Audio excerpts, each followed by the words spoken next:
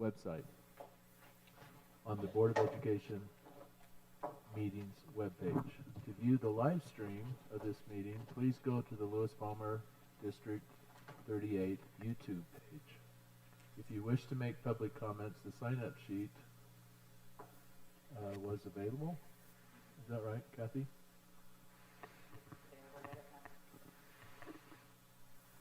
Good.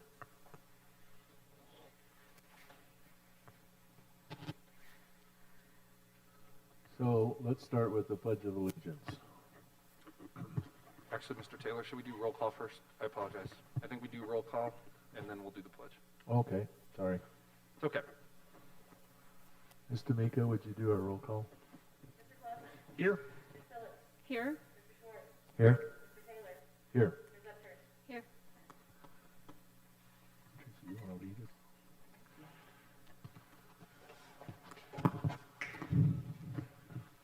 I pledge allegiance to the flag of the United States of America and to the republic for which it stands, one nation, under God, indivisible, with liberty and justice for all.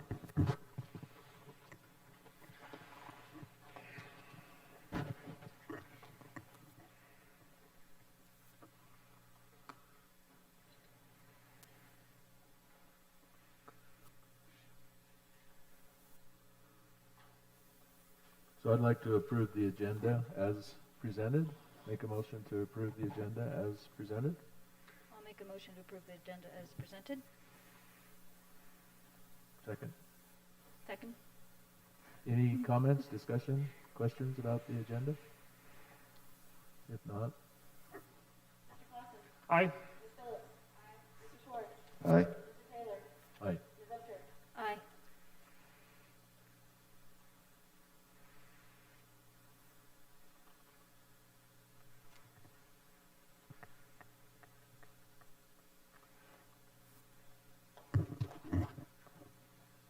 So Ms. Upchurch, will you read the, Public comments guideline, yes, Please. sir. Per Board Policy BDDH, public participation at school board meetings, there is one time for public comment and it is limited to 30 minutes. In an effort to allow all who wish to speak, the amount of time dedicated to each speaker will be dependent on the number of people who sign up, with the entire public comment period not exceeding 30 minutes. 10 people or fewer sign up, will have 3 minutes to address. The board respects the rights of the public to speak on matters concerning the operation of the schools. We believe that public comments are critical of district staff, however, often cause unnecessary harm to those employees and to the education of our students. As a result, the public share of employees in writing with the superintendent, who is responsible for supervising all staff, and then involving the board as necessary. If instead to address a personal issue, please understand that the board does not endorse the comments of any speaker and reminds all who speak that they assume legal action by district employees in the event the affected employees believe that any comments about them violate legal standards. Lastly, keep in mind we may have K through all comments appropriate to our audience. thank you, Ms. Upchurch. The first on our list is Zoe O'Donnell.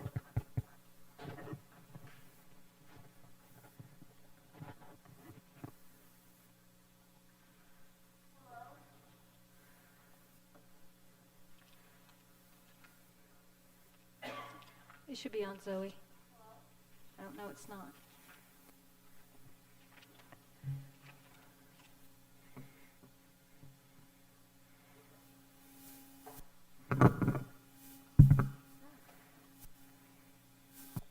Hello? Oh, okay. Hello, my name is Zoe O'Donnell, and I am currently a sophomore at Lewis Palmer High School. I am attending school this year following the hybrid schedule, and I have two little sisters, one attending Bear Creek in person and one doing full-time online. While I have made the decision to attend school, I put trust in my fellow students, the school staff, the district staff, and the school board. I trusted all of them to put my safety and my education first. I've only been to school in person one day so far, but that entire day I didn't see even one person without a mask. A couple kids had them under their nose, but everyone was following the directional arrows, and social distancing to the best of their abilities due to large class sizes that wasn't always possible. I had no pause until today when Bear Creek sent out the email confirming that they had a COVID-19 case in school. I think we all suspected it would come soon, but nevertheless, it was still a shock. They stated that they would have the student and everyone in close contact with the student in quarantine. Although this is a correct step to take towards stopping the spread, I believe the school should be doing more. The only information the parents received was whether or not the school thought they came in close contact with the person. No grade level, class, etc. was released. Although I agree the student's name should be kept confidential, no more contact tracing information was given, which is an important step in preventing the spread. I was lucky at LP to have everyone following the guidelines, but not everyone in our school district has had a similar experience. We need to ensure that social distancing, masks, and other health guidelines are strictly followed, not just at Lewis Palmer High School, but in every school, district building, and school board meeting. This can help keep our students safe, which should be the #1 priority of every teacher, parent, child, and school board member in our district. The district should also increase options for classes to take online for high schoolers. Currently, no honors classes are available, and AP classes are only available through a third party that doesn't even offer popular classes like AP Euro. Increasing the number of classes to include more subjects would provide a safer option for many students forced to go in person. I appreciate that the school shared information as soon as it was available so parents could withhold their kids from school that day if they felt unsafe. I hope that continues into the future. Taking these steps would make me, a student, feel safe attending school. I would like to know that I have a staff, a district, and a school board putting my safety first. It's a lot easier to learn online than it is to learn online with COVID. So don't take any chances, please. Thank you so much for giving me your time tonight, and thank you for your continued hard work during this crisis. Thank you. Amy Savage?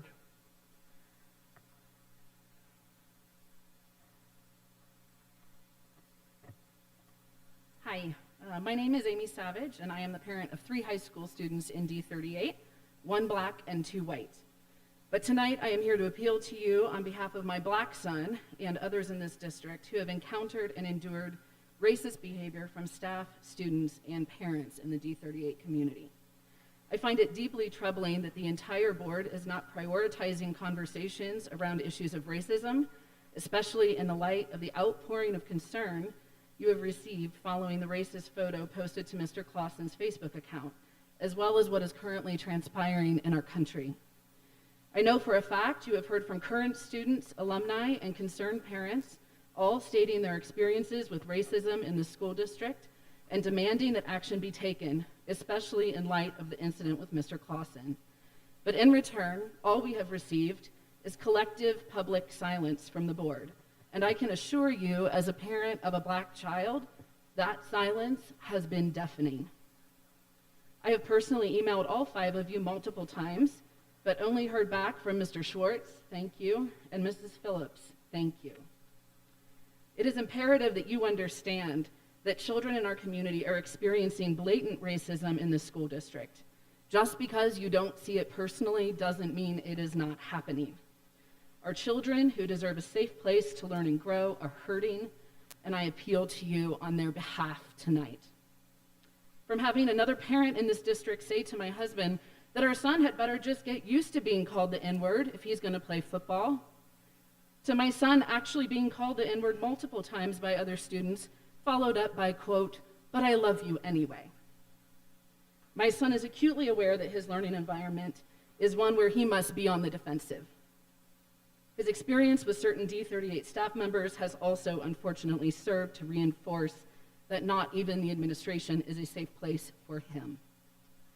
Mr. Taylor, I've heard you speak multiple times at various board meetings about the district's long-term strategic plan, specifically the portion pertaining to, and I quote, ensuring equitable, diverse, and culturally responsive learning environments and prioritizing a feeling of welcome and inclusivity for all students and families.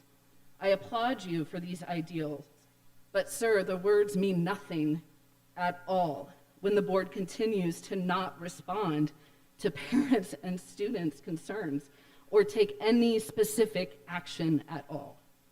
And that is what I am asking you for tonight, action, specific action. I speak for others who agree that a practical next step you can take to support the long-term strategic plan is to call a listening session specifically devoted to hearing the experiences of students, parents, alumni, community members. We believe this session should be mandatory for all school board members and should have no other agenda other than to listen to people's experiences and concerns around this issue. So I ask in closing that a letter go out to the entire D38 community from the board, stating your intentions for this community meeting, the date of said meeting, and a genuine invitation for people to come and have their voices heard without repercussions. I recognize, trust me, I recognize it will be difficult to hear the stories that I am sure you will hear. But I believe it is exponentially more difficult for our children to live these stories day in and day out in these school districts. I ask for your courage, your commitment, and your action because our children deserve it. Thank you, Amy. Malia Clemens?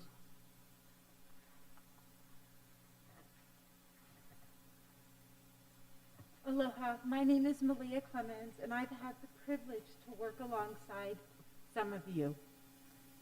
A recent Facebook post by former board president, Mr. Clausen, highlighted community issues. The complacency by those in positions of power and leaders sweeping issues and incidences under the rug causes further damage to those who are deeply hurt and impacted by such actions. I have emailed the board twice regarding this incident, and Mrs. Phillips is the only one who has listened to my concerns. Thank you. I am not the only one the collective board has ignored. Ignoring our concerns is suppressing our voices.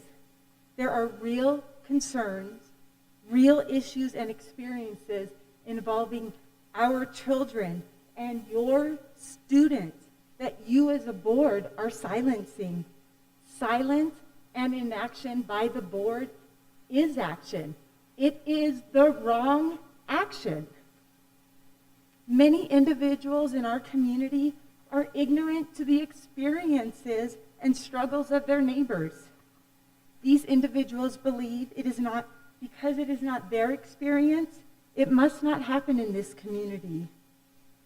I am the mother of a black teen who began school in this district 6 years ago. He has been ridiculed by classmates, teammates, and even his friends regarding certain aspects of his body and told, "It's okay you wear that because you're black, but my parents would never allow that." I dare to say that his school admin has jumped to conclusions based on no evidence on more than one occasion. A recent and most frightening incident happened to him at home in Monument, the safest place a child should be. He came home late one afternoon through the side gate. It's a ranch-style gated fence. We often come through the side gate. A neighbor screamed from the balcony on an adjacent home that he couldn't possibly live there and was going to call the cops on him because he lived way, way, way down there in Colorado Springs. It is your duty as board members of a public school district to take action and use public education to support all your students through anti-racism education, which includes staff training, anti-bullying programs, curriculum review, and listening sessions. We expect and demand anti-racism education in all schools. Thank you. Thank you, Malia. Michael O'Hare?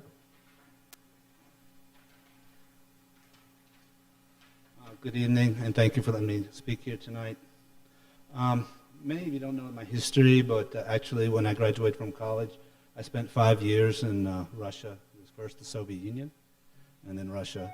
And one of the great things about that was that the Russians really reveled in their freedom. They were building a constitution and a free market, and I tried to help them along that way. And You know, they said, how did you guys do it? How did you Americans build such a great society? You know, a wonderful place. And, you know, if I could bring a lot of those classroom classmates, those Russian classmates here today from 1993, you know, I think they would be very surprised and shocked about what's going on in our country right now. They would probably say something like, "Вы сошли с ума," which means you've gone crazy. I think that we've all been really shocked and surprised with the riots in Portland, Seattle, and across the country. You know, you know, how did such you know, utter contempt and hatred for our country and our way of life come about? I think that's a fair question to ask. And it's a question educators really need to ask themselves. And I think it starts by really examining, you know, our educational system and what's being taught in our classroom. There are many thought leaders out there, such as Dennis Prager and so forth, who contend that really what you're seeing on the streets is really a manifestation of what's being taught in our classrooms. Now, I sent all of you today an email, and I asked 3 basic questions. And they weren't supposed to be hard or tricky. And they were basically, but for some whatever reason, educators really can't come to a consensus. And so I'm hoping in D38 that we can come to some sort of consensus so that we can restore the greatness of our country. And 3 questions. I'm going to be asking this, and you can answer in the emails, whatever. Basically are, what is 2 plus 2? What year was the United States founded? And how many genders are there?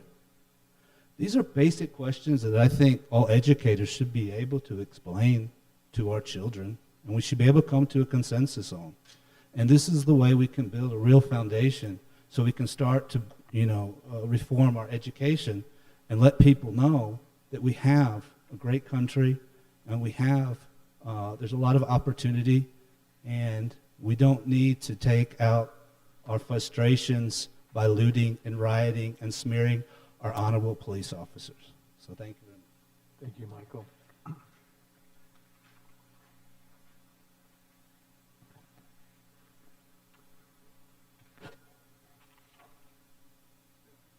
We had one public comment that was sent to the board. Oh, thank you, Ms. Upchurch. So we had a public comment from Ms. Nicole Unger. Dear D38 school board members and Matthew Clausen, my name is Nicole Unger. In 2018, I graduated from Palmer Ridge High School. I would like to state that I have already written emails to both the board and Clausen personally and never received a response from Clausen. Clausen's actions against the Jewish people have left my community and myself extremely hurt. I am a Jewish student living in Monument, and Clausen's actions still have consequences. My time in D38 can attest to how people's actions truly affect others. I have experienced anti-Semitism my whole life, but more specifically at Palmer Ridge. My junior year in school, I was a teacher aide. The class had just started to learn about the Holocaust. To remind you, the Holocaust killed 6 million of my people. As I was sitting in the back of the classroom grading papers, I heard a very demeaning comment come from a student. They made a joke regarding Nazi burning Jewish bodies. I immediately felt paralyzed and attacked and reported it to the teacher. This teacher was the only person in my high school career that I felt remotely comfortable with sharing that I am Jewish. Additionally, a close family friend of mine who also went to Palmer Ridge posted a picture with a caption of, "We hate beach volleyball just as much as Hitler hates the Jews." Each of these instances has eroded my ability to feel safe as a Jew in Monument. Clausen's actions and the board's inaction add to my fears. Mr. Clausen, my sister is the same age as your children who thought it was appropriate to post that disgusting salute publicly. If we are old enough to experience anti-Semitism, then your kids should be old enough to know that it is wrong. Dismissing the actions as childish attests to your inability to recognize the gravity of that Facebook post. I am urging for action to be made by this school board. As a future teacher, I believe that curriculum in schools needs to change in order to educate students further about the horrific acts made by Hitler in the Holocaust. This district also needs to educate about diversity. Students need to know that there are other types of people in this world who don't always look the same, pray the same, or speak the same language. To be silent is to be complicit in hatred.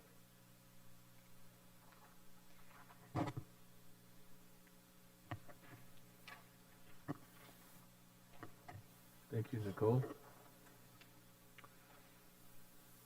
We appreciate all public comments, both written and oral. I would just like to note for the public that I see at least 2 empty chairs, so we have room for more public attendance in the future, and you're always welcome. I think if we hit capacity, then it's by lottery. Is that how it works? Okay, just want to encourage personal attendance if possible. Our next agenda item is a recognition for our finance manager, Marcy Stedman, and Miss Shayna Seeley, our new Chief Financial Officer.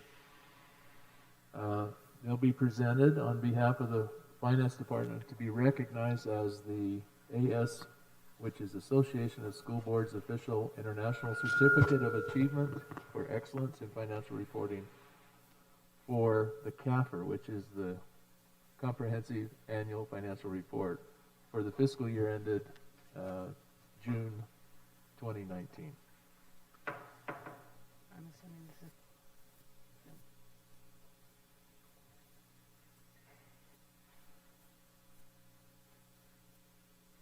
Congratulations. It's your turn. Yes, because in your eyes smile.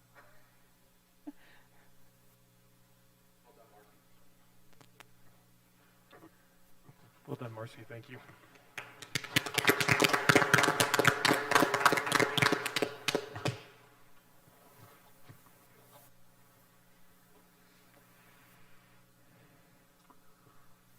We now have our board member comments, and if we could just start on the end, Matt, with you, and we'll work our way back over to me.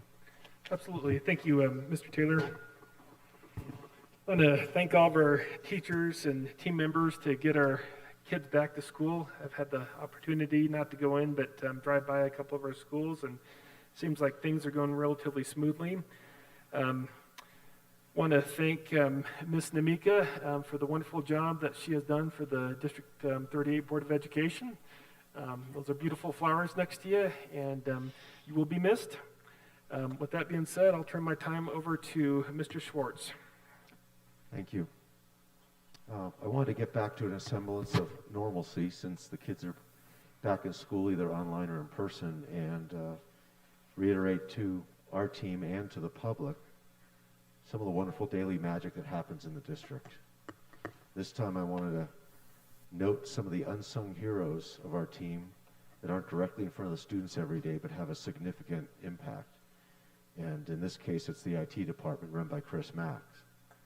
Chris and his team had a very significant challenge going at the beginning of the year, which is how do you enable 1,600 students and a couple of hundred staff with the right technical tools to be able to go back and forth between online and in person. And the simple answer was to do it with a supply of Chromebooks. But the execution wasn't so easy. Turns out there's a global shortage of the components and the devices themselves for obvious reasons. So if you'd placed an order for a few hundred of those today, you'd have a ship date of, or an arrival date of February 21st or so. That takes us all the way to the next semester. But through their ingenuity, they found another way. They made some back office changes to the IT systems that enabled all the teachers and all the students to receive new devices in the next few weeks with no changes to the way they operate, and really overcome the challenges they had and make sure that nothing gets in the way, including COVID, of our kids and our staff's success. So kudos to that team and to Chris for finding ways to get it done regardless of circumstance. Ms. Upchurch? Thank you. I wanted to start off by saying thank you to Ms. Namika, and thank you for your service. Ms. Namika is leaving us for District 20, I believe, and we've appreciated all you've done for us as the board, the secretary to the board. And I was going to present you with flowers, but they're so big that I'm just going to set them right there. But you have been an amazing asset to us as a team, and we appreciate everything you've done for us and for our district. not always easy, and sometimes the hours are a lot longer than anticipated, but you will truly, truly be missed. Thank you. I also wanted to say that the 2020-2021 school year is officially kicked off, obviously, and as we navigate this year's path, there will be a need to have patience for understanding and grace, and the humbleness to learn and recognize learning curves, and the resilience to adapt, evaluate, and grow. And our first and foremost priority is always providing a safe, inclusive, and least restrictive learning environment for our students. And I believe we do need to lean in, and I think it is important to listen and learn. And I think that's why we have our strategies and our big rocks, and why Teresa and I have been working on what can we do to improve as a community, as a board, and as a district.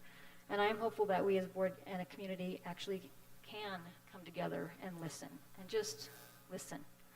I think that's important to ensure that we are a welcoming community to everyone. I wish all the best to our community of families, and our leadership, and our teachers and staff throughout our schools, and I think our kiddos are in good trusted hands. I'm going to take a moment to reflect. As a parent, I share many of the same concerns and frustrations, and also gratefulness that so many other parents have shared with us. A year ago, I thought I would be stressing about senior expectations and traditions and deadlines and safe and wise decisions and college applications, and I would have never dreamed that my mind would instead be filled with anxiety, a little bit of relief, uncertainty of tomorrow, and crossing fingers and praying and hoping that we're able to successfully sustain learning in the classroom. And as a parent, we need to have confidence by knowing the what, the when, and the why. And in fluid times, we certainly have challenges ahead of us, and sometimes those answers aren't easy to organize into bullet points, just like my words are now. And I hope that we all remember how fortunate we are to have amazing teachers in our district, and that these are the teachers that are teaching our children. And I hope that many teachers out there walking this path with their students and our parents are receiving words and gestures of true appreciation and kindness and support. And to our teachers, I truly want to say thank you for your talent and your passion for doing all that you do to give our kids a top-notch education. And I spoke with several of our staff members during the various back-to-school training sessions at the various school sites. And it's always an honor to be a part of that back-to-school energy and excitement. And I hope that our teachers know that they're the heroes, and they're an inspiration to so many of our students that have walked their halls and been in their classrooms. And indeed, so many of our teachers influence and inspire our kids. And because of that, many of our teachers that we have now teaching our children are Lewis Palmer graduates themselves. And our kids remember our teachers. I still remember Mrs. Perdue in kindergarten, who celebrated me wanting to be a unicorn when I grew up. And I still remember Mr. Freeman, my English teacher from Palmer High School down the street, encouraging me and reminding me to always ask, so what? Whether it's in my opening statement of my opening paragraph or any intentional thing I do in life, to always keep that in my mind. And also to our students, if any of our students are watching and listening, I hope you all know how proud we are of you all, and how proud your parents and your teachers are of you. We want and hope for the best for you all, and we love witnessing, watching you learn and grow and spread your wings, and we can't wait to see what's ahead and what lies ahead. And our students that feel inspired and feel courageous enough to come and advocate, that's a reflection of the education that you've received. But I know that many of us would not have imagined that this is what school would look like. So I hope for the best for our district. We are an awesome district. We've been highlighted several times in the news this past couple weeks. For example, Palmer Lake was highlighted for their outdoor classroom. And so there's a lot of great things, but there's a lot of room for growth and improvement. And I'm encouraged and want to make sure that we continue to be great, but that we continue to be better. I also want to highlight that the Colorado Preschool Program, I know this is a lot. Our Colorado Preschool Program Committee met last week, and Melissa Gibson-Steiner, who's our new coordinator and also the assistant principal at Bear Creek, gave us a quick update. We are still allocated 60 slots from the state. We've currently filled about 31 thus far. COVID has certainly made filling slots a challenge, and the state recognizes that and is giving grace, and we will still be able to keep those slots next year. We have 3 site locations that serve our preschool students at Bear Creek, Palmer Lake, and Kilmer. And all 3 locations are able to serve our students who have individual education plans. And as we know, that early intervention is so essential to the educational path of our kids. So I'm glad that we are able to still continue to do that. This coming Saturday morning, Monument Academy will be celebrating the new opening of their new campus with a ribbon cutting ceremony. The school will start with grades 6 to 9 in phase 10, 11, and 12 in subsequent years, while the current facility that's closest to us will serve pre-K through 5. And I toured the new facility this afternoon, and it's been pretty cool to witness the construction changes from concept to dirt work to hard hats to move-in day, and I look forward to seeing it busy with students and parents and staff. They're able to incorporate some innovative ways to address things such as temp checks, and the county road work surrounding the school is still a work in progress, and the partnership and collaboration between the various education opportunities and choices we have in our district, I think that makes us a better community, and it makes us a bigger team and a better team in our community. So I wish MA all the best, and I know they're excited to open up.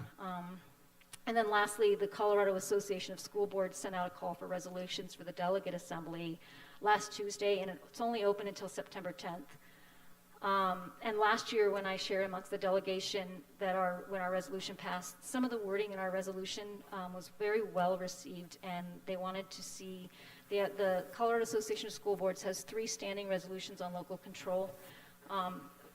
Something that we put in ours that they really admired and wanted to see going forward were specifically the words the Colorado State Constitution in Article 4, Section 15, which was established in 1876, states that local school boards elected by their electors shall have control of instruction in the public schools of their respective districts, a constitutional principle known as local control. So moving forward, that's something that the delegation wanted to see in their standing resolutions. Another important piece of their resolutions that I will think we should keep an eye on is last year there was a resolution to have 2 count dates. That was before COVID. So I imagine that'll be a hot topic for the delegation this year to have a count date in October and a count date in February. But the logistics of how does that work, what does that look like, was still a lot of unknown. So I think it'll be important to keep an eye on that. And with that, that's all I have. Ms. Phillips? I don't have nearly as, sorry, church.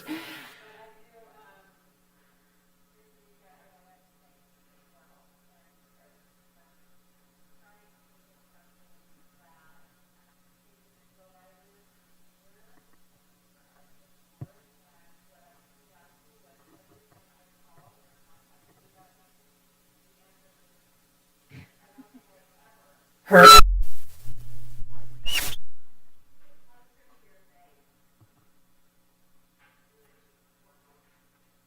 I don't know. So I'm a little. Beyond that, I wanted our teacher.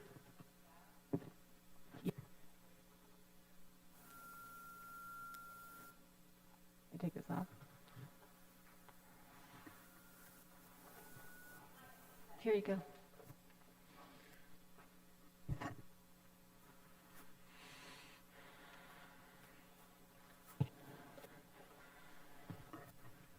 assuming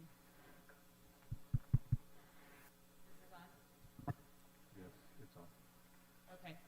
I just wanted to thank your administrative team, teachers and staff, and as a board, we were able to cover all school sites in terms of being there in person, and I always feel like it's an honor and a privilege to be at a school site with the teachers. We were there before school started with students in attendance, but what what I found unique was the same feeling of opening the school year, the same excitement and the same vibrancy that our teachers share with our students was there in the buildings that I was in and listening to their conversations. So it made me come away as a parent and as a board member really excited for our students this year, even though everything is quite different, but that we still have the potential to have a really great educational environment for our students and our staff and teachers.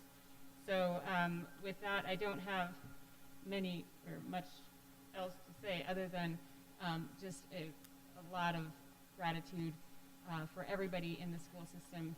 And I'd also like to include the students in that. And Zoe, I commend you for making a public comment, because I don't know that I'd make a public comment at your age.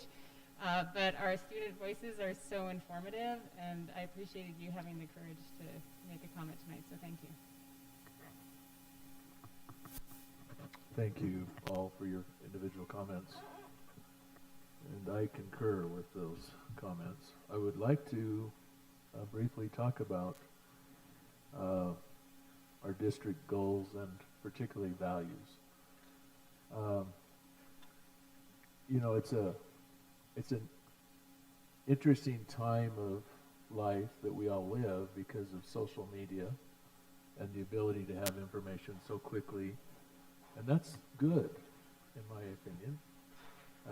And I think one of the things that I have come to appreciate the most about education is the ability for a student to learn reading, writing, arithmetic, social and emotional learning. And I think the key, and I speak to this as a husband of a teacher, the key is the individual student. Not the classroom, but the individual student. That's the art of teaching, is to be able to work with individual students. We have in place in Lewis Palmer School District 38 policies against any type of discrimination.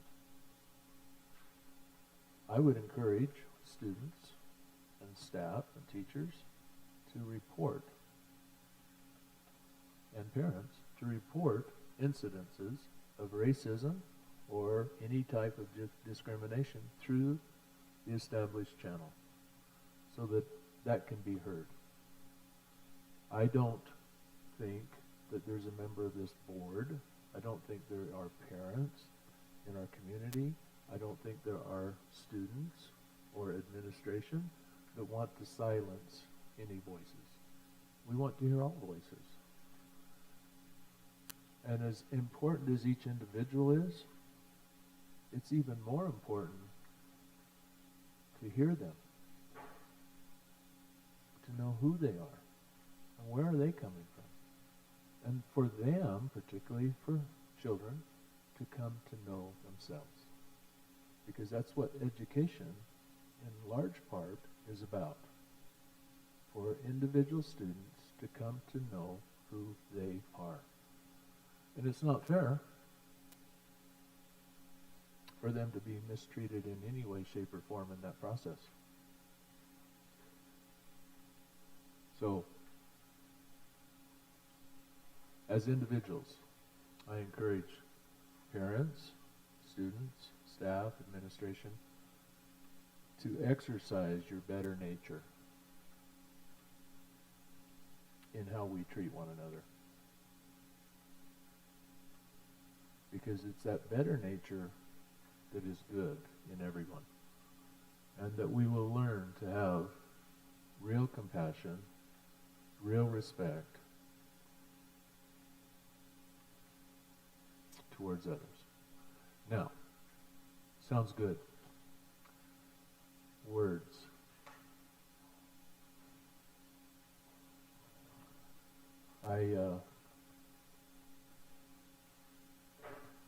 I know that Dr. Summers, and one of the reasons that he was hired is because in the interview process, he emphasized over and over again the importance of equity in education. Now I'm going to define what that meant to me. What that meant to me, that every child has an equal opportunity to experience the growth and the learning that can come from a public education system. So I appreciate his leadership, and because things don't happen quickly enough sometimes, perhaps, in our minds, it doesn't mean changes aren't happening. There's a lot on the administration. When I say that, it's at the building sites, the principals and their groups, here in the central admin. There's a lot on their plates trying to navigate a pandemic. But they haven't ignored your voices. I know this with certainty, and I know they care. And I know that there will be actions in time that will be real and will be sustainable and will be noticeable. So, because it may not be quick reaction like social media tends to want to get us to, doesn't mean change is not happening. I have a ton of respect for Dr. Summers and for my fellow board members and their integrity and what they want for this community. I believe in all the parents. I believe in all the teachers. I wouldn't live here if I didn't have such respect for so many people in this community.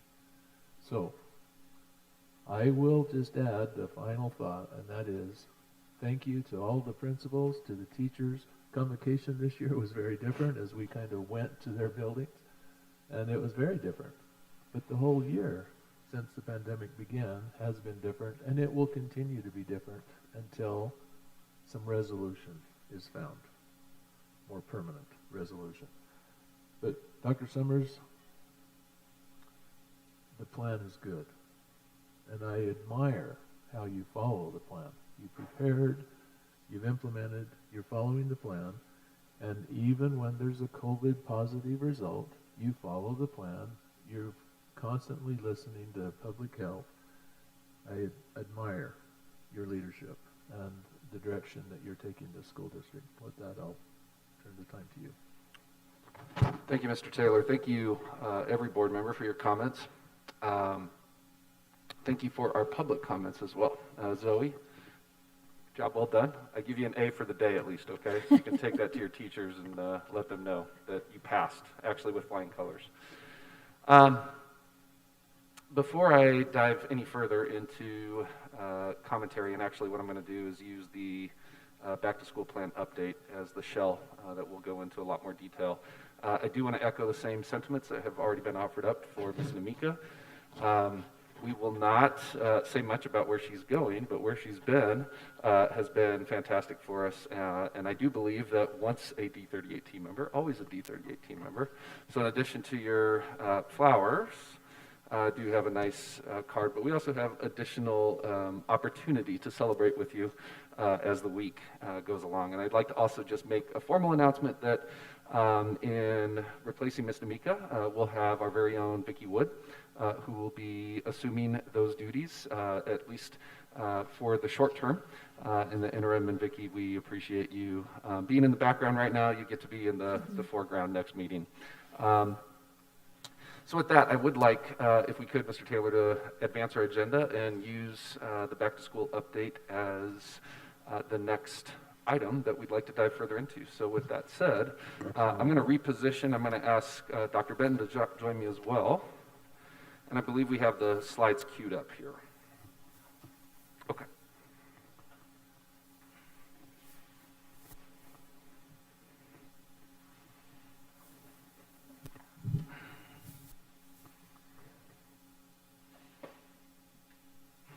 It's the first one. All right, and I might stand. I apologize. I don't mean to have my back to the entire audience, but what we'll do, Dr. Benton, if you could please drive the slideshow presentation. We have a few pictures that we'd like to just highlight in recognition of some of the outstanding work that's taking place in all of our sites. So as you can see depicted here, we do have some symptom screening going on, and just to have kids back starting last Wednesday has been really a breath of fresh air, rewarding. for all of us that we have finally got to this point. We are 4 days into the school year, and we keep making progress. So I think our next slide is a few more awesomeness in pictures that are taking place.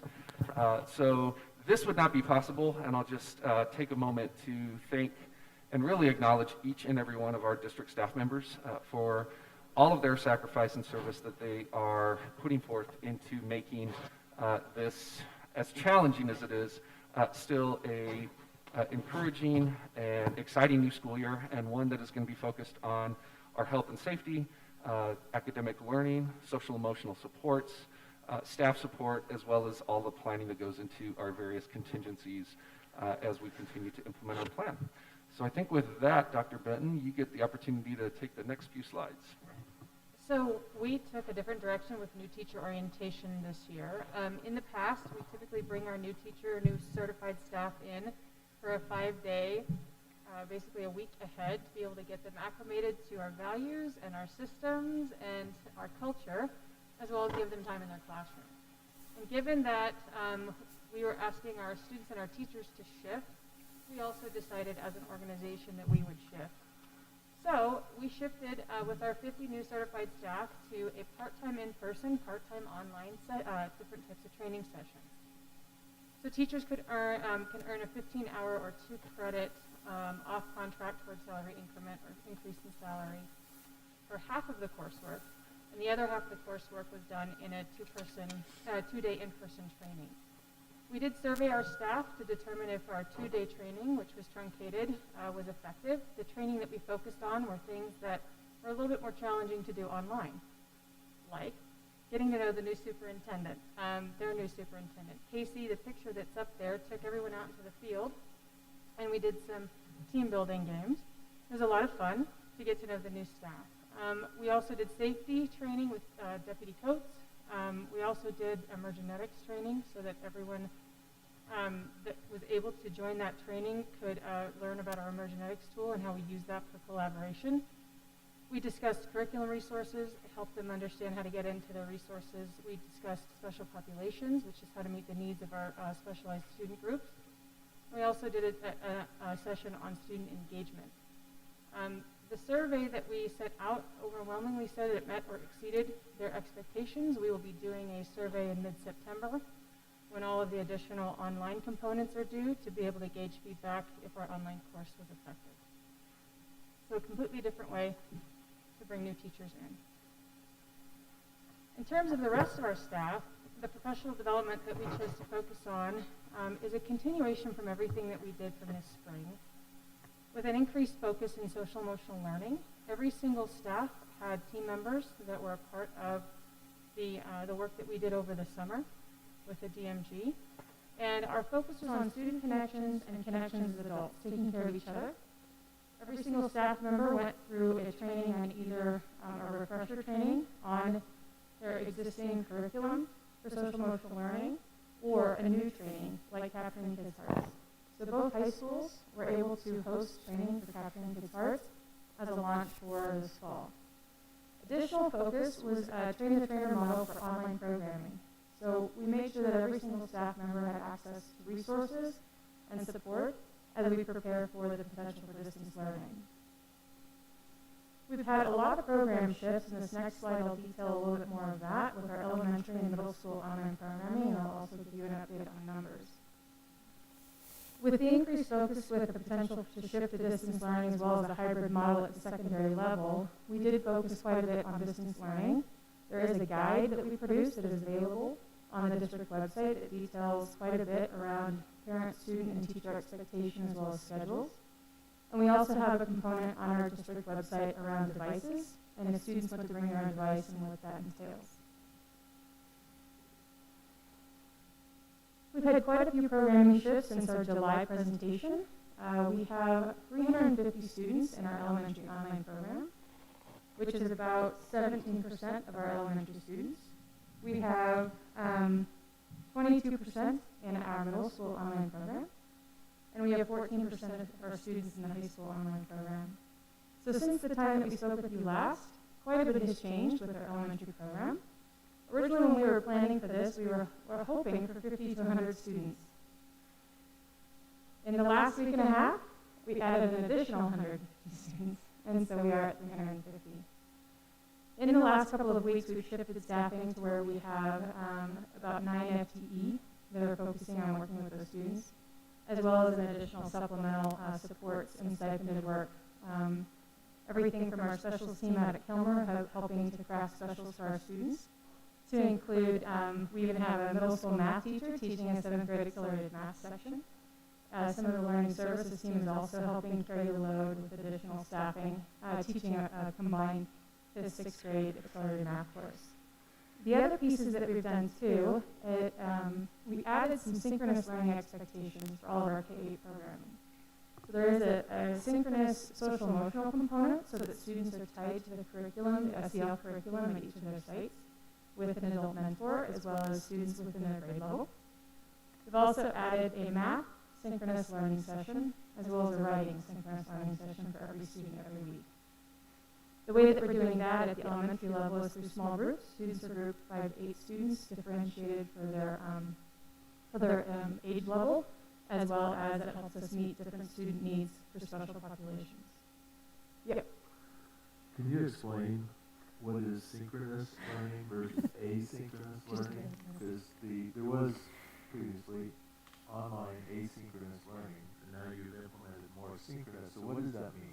Synchronous means that the student logs on at a particular time and is receiving instruction or synchronous same time expectation with an adult staff member. Asynchronous means that the student could access that at any given time. So the difference is basically something considered more a live lesson or live session versus something that may be recorded and could be accessed at a later date. So synchronous means there's a staff or a teacher that's involved. Correct. Asynchronous is just I log in, I do whatever I do. So it could be a anytime I pre-recorded. want. Correct. Could be a pre-recorded lesson. It could be an enrichment or engagement activity. It could be a variety of things. Thank you. You're welcome. So the other great piece of this is it allowed us to develop and continue to develop alignment for all of our curriculum to our online program. So all of the digital resources that we have worked so hard to put in place have come in very handy during this transition for both distance learning as well as online. I will tell you, given the sheer volume, we're still working through connecting some of those to make sure they work within our systems. Working like crazy, actually, to get all of this to work. It's not perfect, and we know that, but we are constantly trying to make sure that we are keeping students on track with the idea that when everyone, if they're ready to, can return to in-person, that they are able to, and if not, they can still stay online, and that they're still our community, they're still our students, and they're still part of our schools.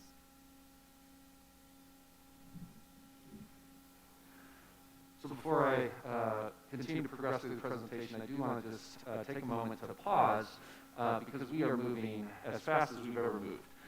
And in doing so, I think, unfortunately, we don't have enough opportunity to reflect back on the quality and really the breadth of the work that is taking place. I think definitely through our learning services team, our student services team, our financial services, our employee services, everybody is literally lifting this huge, big, I don't even know how to describe it, pandemic probably, and to do so in an environment that is constantly shifting, which is absolutely an appropriate word for what we're experiencing right now. We understand how big of a ask that is for our staff, as well as how that is affecting our students and our families. But the fact that we are all working together in this, I think, epitomizes what it's about to be one team and our team. And as Dr. Benton definitely articulated, it is not perfect. There is no playbook. As much as we have a plan, there is no one line or one path that's going to get us from where we are to where we want to be. That being said, I do think what we're trying to make very clear is what is certain, what is known, because everyone desires to have those knowns and that certainty to be able to feel better about what they're doing from a day-to-day basis. But the reality, and I do want to also acknowledge from our community standpoint, we are asking them to remain as flexible and as agile as ever. And so communication is really the key through all of that, as well as some predictable routines and expectations that we can build into our plan. So I did want to highlight a few areas of focus that do represent the guiding principles that we base our plan development on. The first of those being the health, safety, and well-being of our students, staff, and our community.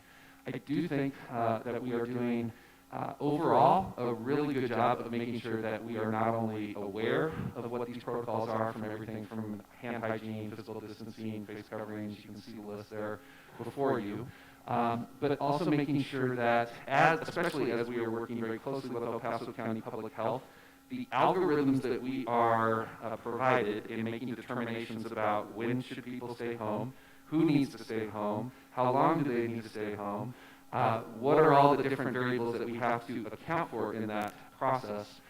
This is a 24/7, literally every day, every hour of the day task. Do want to highlight Rick Frampton for being a right and left hand in that process as we are processing through where do we need to go with those different nuances. Zoe brought up a really good point earlier. In our communication, we have to be very measured in what we can share and how much detail we're able to provide. Fundamentally, we are making sure that we're not divulging confidential information that violates what the health and confidential aspects of that individual's nature are as we're processing that with the community. But I can tell you that we are in direct contact with close contacts of any individual who is suspected or potentially confirmed with COVID, so that there is an opportunity for that dialogue to occur. And I will tell you that this is something that it's our new normal. It's something that we are learning as we go. We did have an hour-long meeting with our principals this morning, and they are working very deliberately with their staff to make sure that we're aware of, first and foremost, any symptoms that are being displayed. But the categories of symptoms, when you are looking at either a minor symptom or a major symptom, really drive a lot of what those next steps are. We're not going to go into every single detail of that here with you this evening, but the fact that we are doing a lot of if this, then this types of conversations, and then when in doubt, being in touch with El Paso County Public Health, which has been very responsive.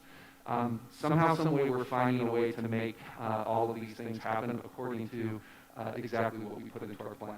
So I did want to elevate the fact that there's tons of time and effort that is going into that specific process. And just to build a little bit off of what was also shared in terms of those high-quality learning opportunities and the consistent academic support that we expect for each of our students. So just the process of making sure that we are identifying what are the needs, especially when we're thinking about the different learning environments that our students currently find themselves in.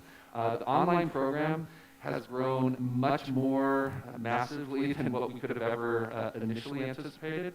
But to be in a position where we have allocated at least an initial baseline that I do think is going to be effective to whatever point we can measure what that effectiveness is. We just have to be also aware that those resources are coming from pre-existing resources in the system.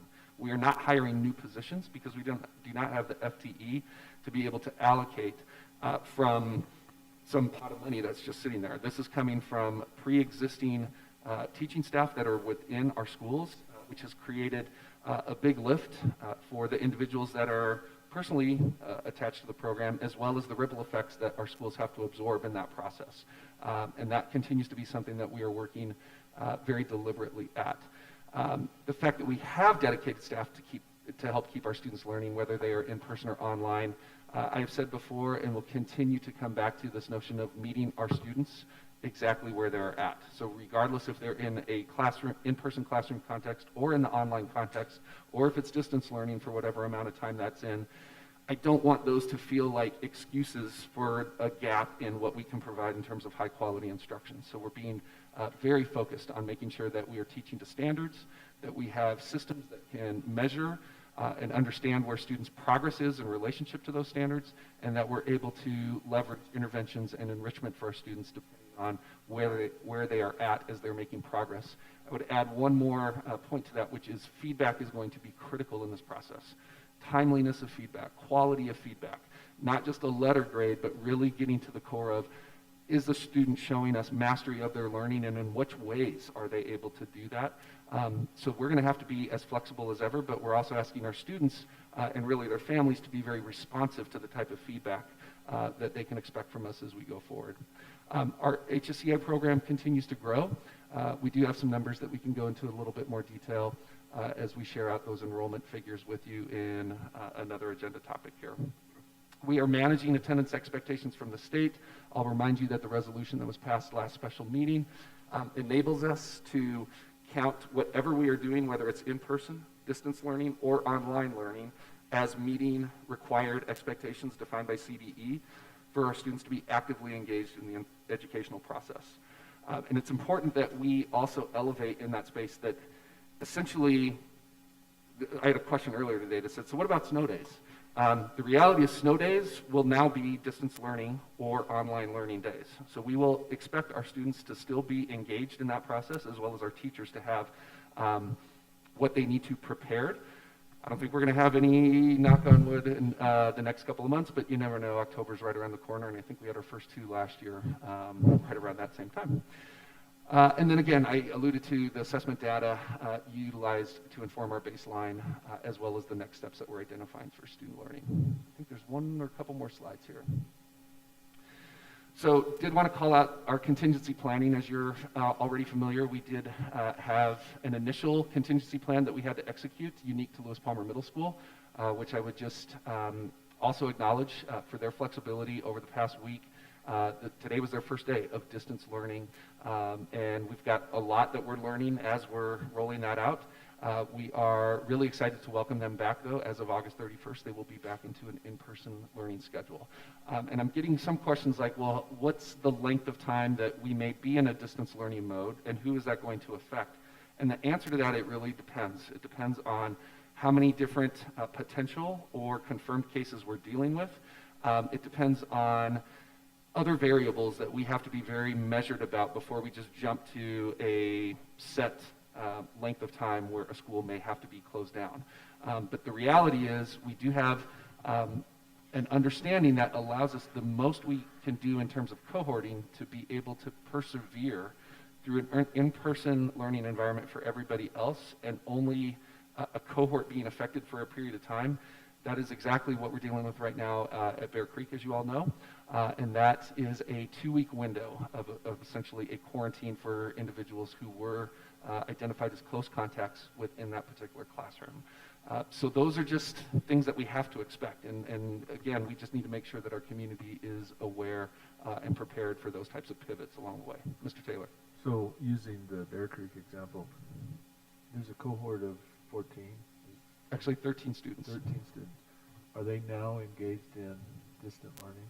Yes, they are. That's how this works. Is they're not quarantined from distant learning or Correct. online learning. They're just quarantined from attending school. That's correct. What is the, if you can, just address, what would it take for Bear Creek to have to go 100% to online? My understanding, and I'm going to lean on Mr. Frampton to also be able to address this, is it depends on the number of cases that are separate cases from that one individual case. And it's a function of a few different ways of looking at it. One is if we're exceeding a 10% or more attendance or absence threshold of what we would identify as our baseline absence threshold.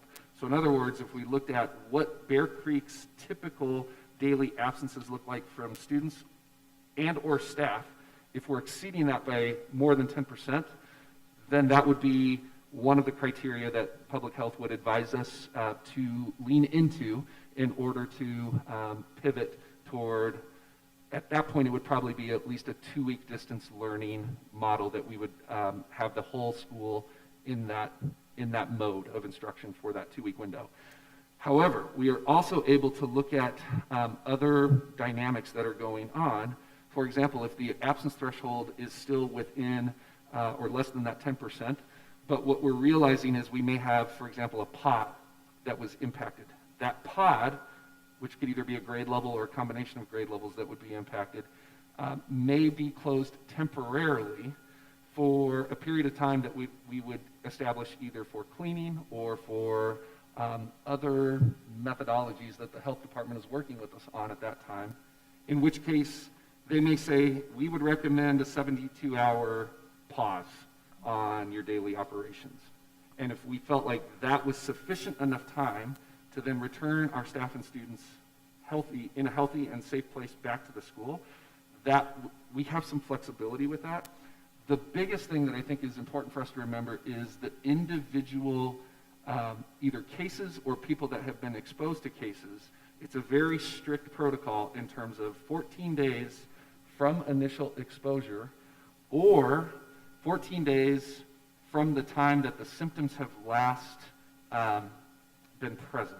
And where that applies typically is going to be for a household member. So for example, if we cannot isolate one household member from the rest of their household, we have to wait until that whole household member is well, and then it's 14 days from that point before somebody can return to in-person instruction. So if I haven't confused you thoroughly enough on all of that, there is an algorithm that we are following. And Rick, is there anything else that you would, okay. It really boils down to an if-then scenario. The major and minor symptoms are also very important to keep in mind, because we acknowledge that we're going to have students showing up to school with a runny nose, with maybe allergies, maybe, you know, if they're experiencing or have been diagnosed with asthma, for example. We are not necessarily screening those individual students out for those typical routine types of symptoms that they're experiencing. What we're really interested to know, and public health is interested to know, is the appearance of a new or worsening symptom, particularly if it falls into a category of a major symptom. And in that event, public health, and in coordination or consult with a medical provider, is typically the one that is ordering the test. That's another thing that we sometimes are wrestling with, is people are waiting for us to say, you need to go get tested. Not all the time, because the reality is you may have an individual who we think may have been exposed within a 24 or 48-hour window, but it may not be best for that individual to go get tested right away, because they may be dealing with, we don't know at the initial point of time, they're saying it's a 7-day incubation period before symptoms may actually emerge. And in that situation, it's best for the individual to wait, monitor their symptoms on a daily basis, and then at whatever point the symptoms have gone away, which is possible, and we have documentation that shows that from that date of symptom onset to that date of return, there is criteria that allows that individual to come back into a school environment and not necessarily have to be tested at that particular point in time. So I've given you probably 30% of the formula, and all I can tell you is we have a huddle that takes place pretty much on a moment-to-moment basis, at which point we're very closely working through what those steps are, which actually, I don't want to say we're getting good at it. That feels wrong to boast in that way, but I think what we're doing is finding a common sense approach to ensuring the health and safety while also making sure that we're enabling us to stay in person, again, in a safe way for as long as possible. So, and I would just add, it's just the admin here. It's the admin at the schools, the teachers. I mean, indeed. And everybody in the system has learned more about a pandemic and this particular virus than they ever wanted to. Yes, and we have tasked each school to identify a COVID response team, which consists of an administrator, a health clerk or a nurse, a secretary, our building managers, anybody who has a reach into what our response needs to be. We're very deliberate, more so than what I even think we anticipated a month ago in terms of monitoring symptoms, starting with our staff, and then how that also translates to what our students are experiencing. So we just need our parents to be also very much aware of how they are monitoring their children from home. And the best and the first step toward prevention is stay home if you're ill. In fact, we've had to stress that and continue to stress that probably every day, because one of the things that I know our teachers want to be able to do is, but I have to be with my kids. Well, there's other ways to do that that may not be in person or physical, particularly when you are ill. So we are, at this point in time, I think, moving forward with a clear understanding of what the criteria and the algorithms are that we're using to base all that information, but it really is a case-by-case situation. So one more question, and that is this concept of like asynchronous learning, but there's also asymptomatic. Is there any way of, I mean, how do you deal with that potentiality? Well, I think the starting point is making sure that anytime we have a known or suspected case, we are being extremely deliberate about the questions that we ask, because if they're asymptomatic, they still had to get it from somewhere. So it's possible, I don't want to make this seem like there's all these gaps or holes that things can just fall into, but it's possible that we just never know that an individual may be truly asymptomatic but a carrier of COVID. And I think we're still adapting to what we're learning about this virus as a whole. Has Health Department given you any insight into that particular one? I don't know that we've necessarily asked that question, because what we are dealing with is what we can identify and what we know. But I think we would also acknowledge that there are things that there's no human way to know that. So just as you said you've learned more in the last month, you'll probably learn more in the next month, right? It's an Yeah, we ongoing will continue learning process. to exercise diligence and vigilance in terms of how we're working through each and every one of these cases. The other thing I would add is that we have a very thorough and robust documentation process for what we're doing. That is confidential information that we are holding on to as a district, sharing it only with El Paso County Health based on the information that they do require. And then the other component is clear and transparent communication. I think we're doing an outstanding job, Julie's team and individual schools working through what those situations are to make sure that it is timely and as clear and as transparent as it can be. So I just want to clarify. I could interpret what I've heard here to say that it would take 80 cases of children at Bear Creek before you would be definitely, which is 10% roughly, before you would go into a remote learning stance. Is that what I don't know heard? that I would translate it to a number like that. I think what we would look at is really the threshold. It started at 2, and now it is up to 5. If there are 5 separate cases of a confirmed COVID case, whether that be student and or staff member, 5 cases, separate cases, all in one school would probably trigger, because what you have then at that point too is how many close contacts of those 5 individuals. At that point, you may be looking at well over 10% of the school environment that cannot physically attend. And so in that case, it's probably far over the 80 number. It's at that point, you almost have half the school or more that we just need to keep quarantined at that time, even though there only may be a handful of cases. But a handful of cases is a considerable number in one school environment. So, just an assumption, and I'm doing it to understand. So we have a cohort right now that are in distance learning. That's correct. 1 confirmed case. What That's if you correct. had 3 or 4 more confirmed cases? from Then that cohort? we are having to examine, in collaboration with public health, if that is defined as an outbreak. Because at that point, public health may come into that and say, they're going to be looking at everything that we've done over the past 48 or more hours previous to understand exactly what the dynamics were or potential interactions. We have that pretty well clearly articulated based on what we know around schedules and where students are and when they're with whom and so on and so forth. I would say public health would be looking at us really closely at that point and saying, we're going to advise that the school is shut down for a period of time if it ends up in that 5 or more category. But it's possible that number could be less. I don't think it would be much greater than 5. Would you agree?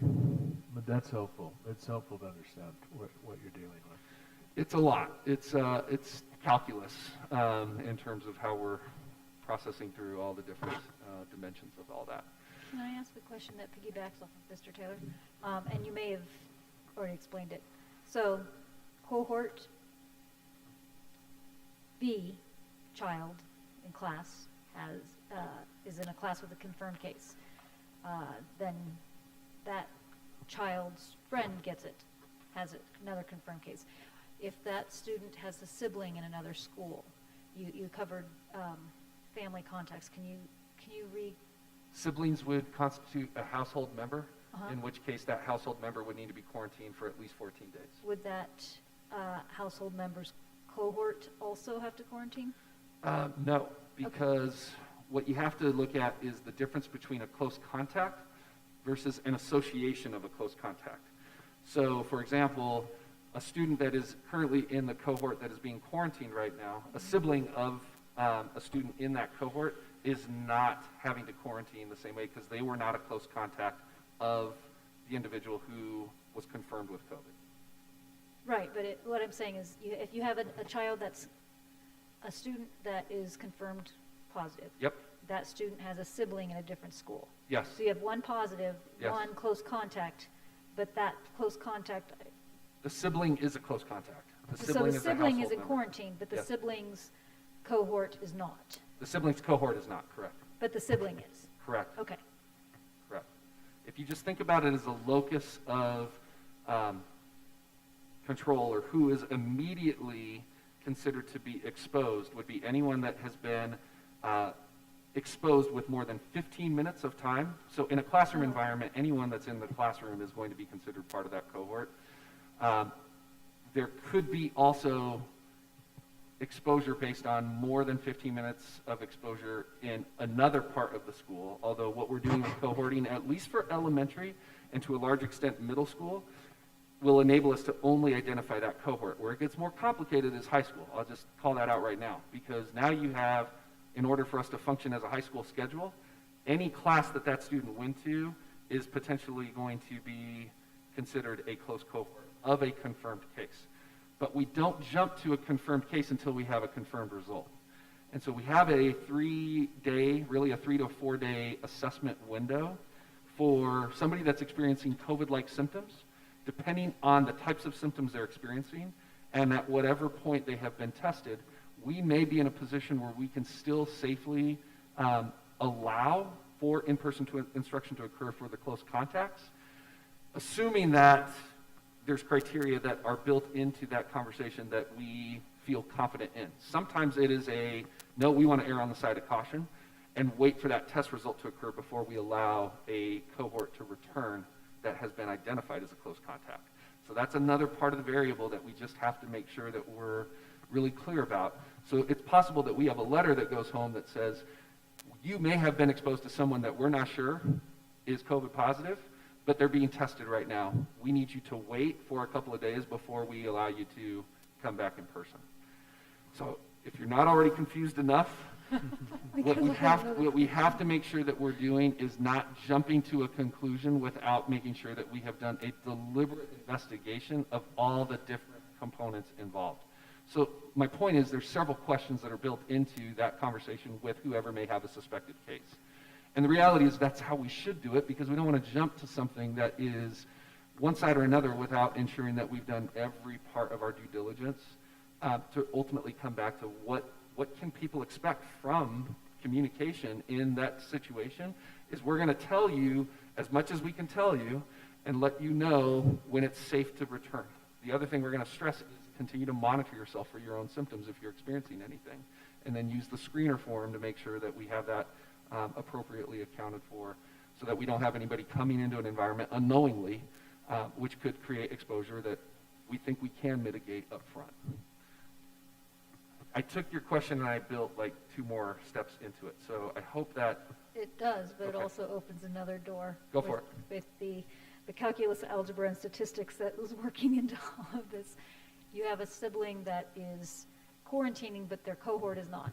So it's how does that child's, what does that schoolwork look like for that student? If they're quarantined, It's a distance learning but if they're program not at that point. if their classroom is not in a distance learning situation, would they switch to our online program, or No.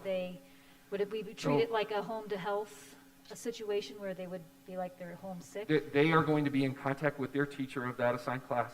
They are going to be as much as possible engaged, whether that be a combination of synchronous and or asynchronous activities that may be taking place. But they're all in distant learning already because of the hybrid model Correct. that's in place. Well, so let's say you have a first grader, and that first grader's cohort is all quarantined while that first grader is getting better. That first grader has a 3rd grade sibling that's going 5 days a week, but that child, that sibling, that 3rd grade sibling is the only one home while that 3rd grade cohort is still operating their normal school day. Right now, we have that situation, and we're working with the particular teacher of the student to be able to still gain access. So we have some pretty phenomenal tools for them to be able to still stay connected. Google Classroom is the mechanism that's used K-6, and all of the teachers have been taught how to populate content, as well as the ability for a student to use Google Meet to be able to join the classroom. So as long as the student's healthy, they can still participate. So what I came back to earlier when I said meet them where they're at, we're going to do whatever we can to meet them exactly where they're at. And part of what's going to make it really challenging is when the student is truly sick, we're not going to expect them to be jumping onto an online classroom that's at that point in time. So we'll have to build in that type of contingency level in coordination with the teacher or teachers of that student, which we're prepared to do. So we'll be as flexible as we need to be in that type of situation. And that continues to be our theme, is a year of agility as we're working through those types of situations. Oh, there's a summary slide. No, it's okay. We can do the summary slide. Unless there's other questions, I'm happy to speak to those as well. But again, focusing on doing everything we can to mitigate risks of transmission, taking care of ourselves, each other, and our community, and how we all play a role. Fostering meaningful connections with our students. I think one of the advantages that we've had over the last few days is because we've been in person to the extent possible across the board, that's enabling our teachers to build strong connections and relationships with their students, so they know not only the academic expectations, but also how we're going to engage with each other, again, regardless of the context of the learning environment. And as we've been talking through these different examples, preparing for potential disruptions to the learning environment. So communication becomes as important as ever, and just preparing to make shifts as needed. Are there other questions that we can help speak to? I have a few things, and not to belabor any point, because I feel like your coverage of the what ifs was quite comprehensive. But like I said, it was just you a mentioned sliver. the number 5, and Yes. so just for the community's sake, because that number used to be 2, but that's not a fixed variable. That's actually can be a very fluid variable depending on the school site. Is that Correct. correct? That's absolutely Okay. correct. So I wanted to clarify that you're That's going why I'm to. hesitant to send out a communication that says, hey, everyone, it went from 2 to 5, because the reality is every situation is going to be a unique one that we have to treat it as such. Okay, thanks. And then I had a question about online HSEA. I know that a lot of students shifted to online or remote learning this past week. Is there a deadline at which they can no longer do, I'm sorry if I'm using the wrong term, is it distance learning? So I think you're asking about our online programming? Well, it's 2 different questions, I'm sorry. The first one is online, yes. Can people still go from, if they've chosen hybrid or in-person, can they still switch to online right now? So here's where we're at. The answer is yes. The issue, though, is staffing. So we have reappropriated staffing that we pulled out of the in-person environment. And so we're starting to have limitations with some of the sections that are available at the middle and high school based on electives and those sort of things. And so it starts to become more complicated in that area. And then in terms of elementary, we have added some students in the last few days. But again, it takes a couple of days then for their enrollment to process, for them to be able to access. So they're already going to be behind in terms of accessing their online learning. Okay, and so is there a specific deadline that the district has put out? Not currently, and I'll tell you the conundrum with that. I think part of the equation is a function still of, we recognize and understand that we have parents that are in very unique and different places. So at this point in time, I still think it would be premature for us to pull that choice away from our families. On the flip side of that, I think what we're also noticing is that there have been some families that have flowed the opposite direction, which is to say, hey, we tried online, say by the end of this week, they're like, it's just not working for my kid. Can I bring them back into an in-person environment? And we want to make sure that we're not setting any one of our students back or creating a hardship that would make it impossible for that to have kind of that two-way open door. So I can tell you we are talking about it. We're looking at what point would it be most appropriate to establish a deadline. I just don't know that we're in a place right now where by putting an arbitrary date out there, that's honoring of some of the individual circumstances that our families are still experiencing. Mm-hmm. So I just want to create as much opportunity for that as we can while also not burdening the program to be constantly having the in and out, so to speak, of enrollment. So now if you guys were to give me some different direction and say, Casey, I don't know that that's the best way to handle it, I'm I just open to that. recognize it's a lot of work on all of your team's Sure. part, and I think it's commendable that, Sure. that you're trying to do that. We feel like the choice component is one of the most important variables that's at play, and the uncertainty component is what at least the online program is offering is some degree of what that certainty represents for families that are opting to go that direction. So that's as transparent as I can be with it, and we that's just have helpful. yet to establish that deadline, but it's a great I question. guess the follow-on question is, with homeschool enrichment, with that program that starts at a later date, is there some sort of deadline for signing up for homeschool enrichment right now? No, Okay. a parent could enroll their child and complete the intent to homeschool and enroll them in HSCA. The first date, I think it starts September 10th. And we take students that are within district all year long. And then another question that I had was, if we switch to entirely 100% remote learning, do we have all the technology and devices and software that we need? Not yet. We're working on it. We're still in need of the devices that we had put in the order in May. But some of our students already have access to the because they're doing hybrid. They were already able to access devices at the secondary level. So our right now we shifted to distance learning K-12 at the elementary level. That may be where we have a deficit, which is hopefully going to be offset by the devices that we're going to receive in the next few weeks. So it's not a budget issue, it's just the delivery. It's actually the technology globally is behind in terms of product delivery. Dr. Ben, would it be fair to say that for any student who absolutely needs technology to access the curriculum, that we should be able to find a way to provide that technology? We are able to provide access for hotspots for our free and reduced lunch students as well, so access should not be an issue in that respect. We also have enough devices for our free and reduced lunch students as well as additional students who are in need. But right now, the elementaries are trying to determine the exact number of devices that students would need. That's one of the first pieces that they're doing this week. So I'll have better information probably by Friday with that. And I think the other component to that is that we would be relying to some extent at that point on families that already have a device that a student can access from home. So we just have to be very intentional about making sure that we are very aware and able to respond to any student or family that absolutely does not have access, whether it be the Chromebook or whatever device they need access, as well as the hotspot as you've shared. So I think we do feel confident that we would be able to at least provide them for anybody that's of need. Right.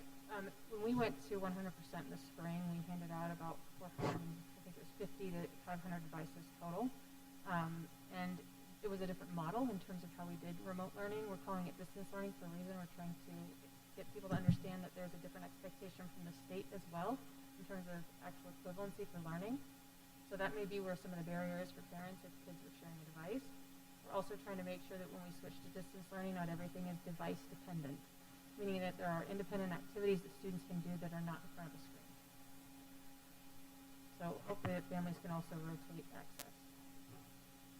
I hope that answers it. Yeah, thank you.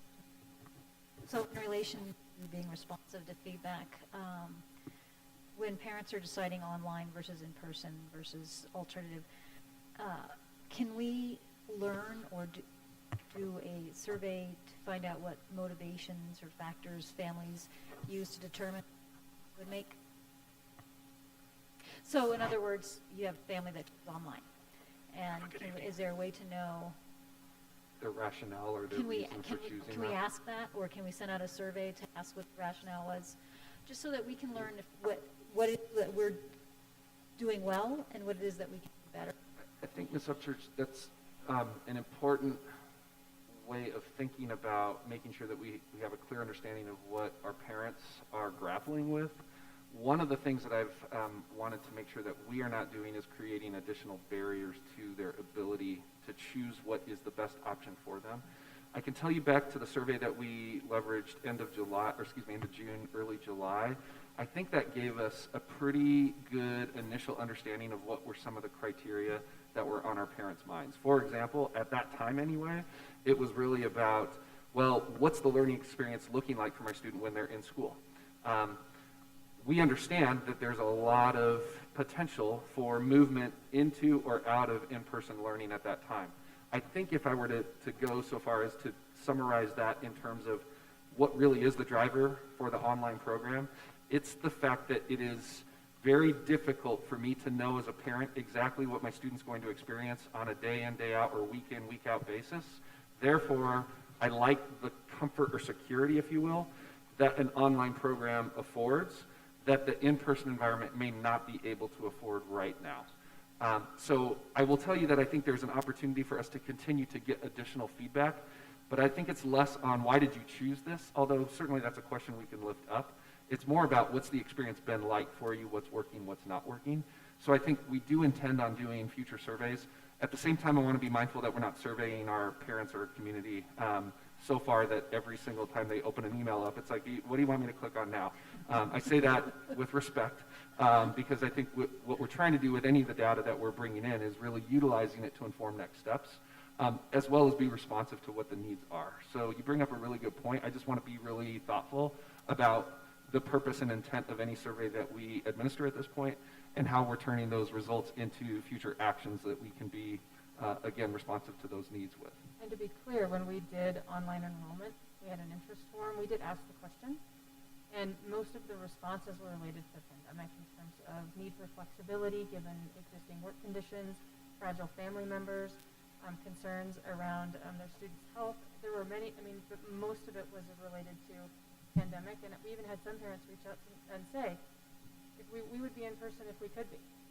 We're hoping that this option is equivalent for our kids, and so that's what we keep trying to focus on, is making sure that our kids are growing and learning, so that they can come back whenever that is. We do understand that some parents will want to stay with online for their children, and we'll have to work through that as we go through the year. We're also going to do some student engagement surveys too for secondary students around online. Oh, cool. But we haven't done that yet, but we will. May I propose a break before we move on then? To the next agenda item. Who's writing the book, by the way? Well, I think we can be a test case study in several different ways, although I'm not looking to volunteer ourselves for that. So when it finds us, we'll be responsive. But at the end of all this, I do think we'll have a lot of stories and lessons that we can Indeed. build off of and share. Well, let's take 5 minutes.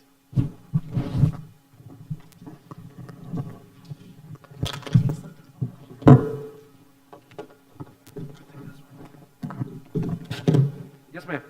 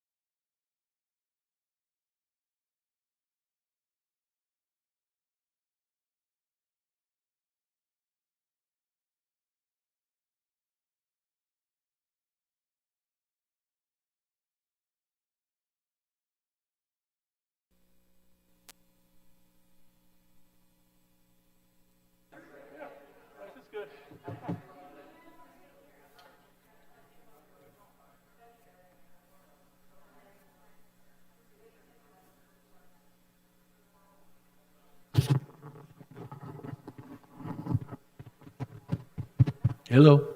Should we get started again? Thank you.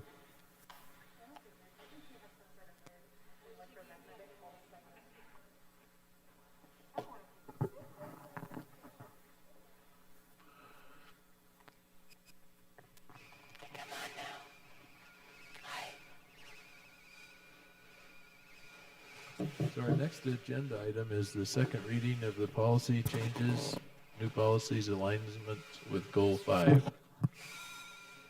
Mr. Foster? I'm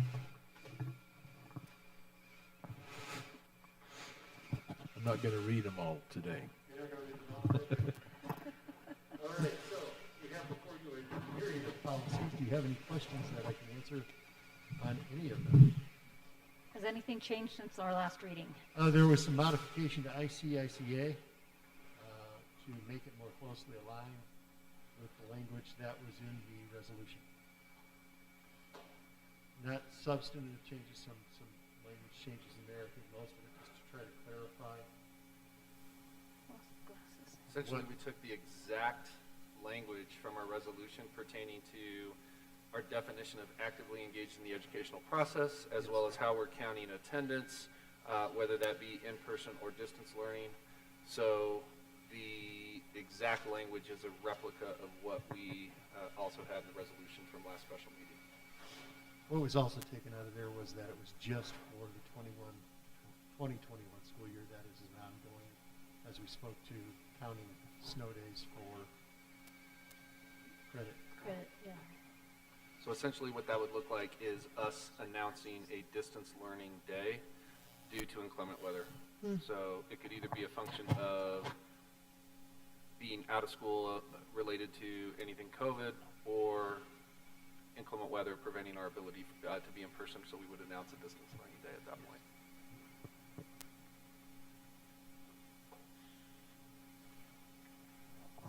Question? Any questions from anyone then? So do we need a motion to do this? So I'll move that we accept the policy changes, new policies that have been presented and read to us two times. Second. Ms. Namika?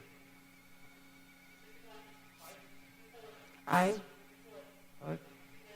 Aye. Aye. Thank you, Mr. Foster. The next agenda item is our financial planning and analysis discussion. I had a question, actually.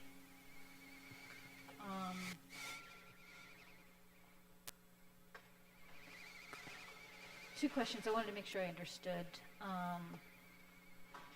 in explaining, when we're explaining per pupil funding, it always is a complicated process to explain.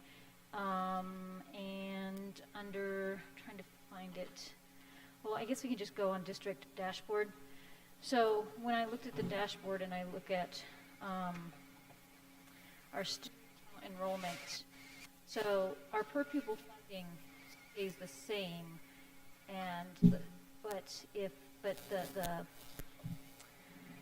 trying to think how to explain it. Our overall amount that we get from our property taxes for our per pupil funding, let's say if we go down 400 students, our per pupil funding goes down, but it's the state backfill. I don't know if that's me. It's the backfill amount down. Is that right? I did a terrible job explaining. Okay, sorry. So the revenue we get for our per pupil funding. The PPOR of 7,000 yes, that you're talking per about? Student, yes. So when I look at how many our student and count that has gone down, that's revenue we will not. That's less revenue that we would receive from last year. So let me go over this enrollment report with you, because I might be able to answer your question as I do that. So if you look at the enrollment by building and grade level, yep. While it does show that we're 317 students below, that's comparison to last year. That is not comparison to what we budgeted. So if you remember from our budget, we budgeted 6,481 students. So we are tracking right along with our budgeted projection for the number of students in the district. Okay. The other, Actually a smidgen over, aren't we? say that again? Actually just a little bit over, aren't we? Or more, officially.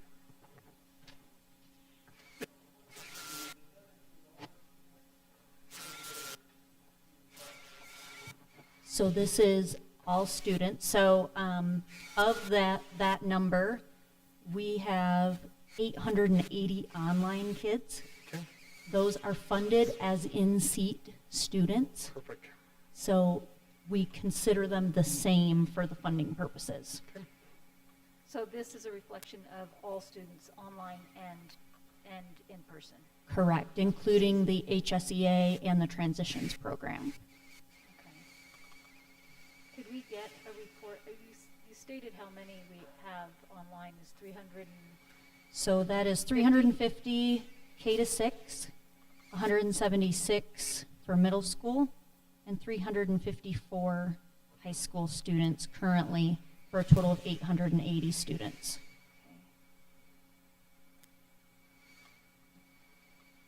and we have 317 less than we did last year. Correct. And so to speak to some of those details, if you look at the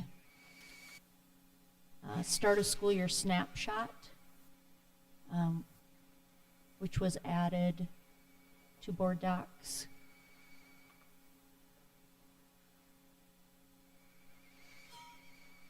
First day explanation. Yes. So I think it's important to look at the comparison from last year over this year for the first day of school, where the decrease in students came from. So at the top shows an overall decrease, showing the 2020 graduates that we didn't replace, obviously. And then go down to that first box, new K-12 student enrollment comparison year over year. So you're going to see for 1920, we had 815 new students as compared to only 743 new students so far this year. So that's a deficit of 72. And then the next box is the students who withdrew year over year and where they went. So we had an additional 95 students withdraw this year and go to homeschool, which I think is a good data point for us to have. How much? 95 students additional. So in 1920, we had 33 students withdraw from the district and go to homeschool. This year, so far, we've had 128. So that's a 95 increase. We had an increase of 19 students year over year who withdrew and went to either another Colorado district or the private or a private school. And then we had 9 more students this year leave the state or country from our district. So that total increase is 123 students, and you can see the majority of those students went to homeschool. And then the last box at the bottom shows the transfers between the traditional D38 schools and Monument Academy year over year. And you'll notice in 1920, we had a net loss of about 25 students to MA. And this year we had a net loss of 28 students to MA. So there has not been a significant difference year over year in those numbers. So I think those are good data points for us to be aware of. I think the homeschool number has come up in discussions over the last month of how many students were we losing to homeschool. And so I think that that helps us see that a lot of those students have chosen homeschool, or their families have chosen homeschool, at least to start this year. And I think we could make conclusions based on that in a lot of different ways. This is a really good document. This actually, all my questions are answered in this document. Perfect. That's what we were hoping to do.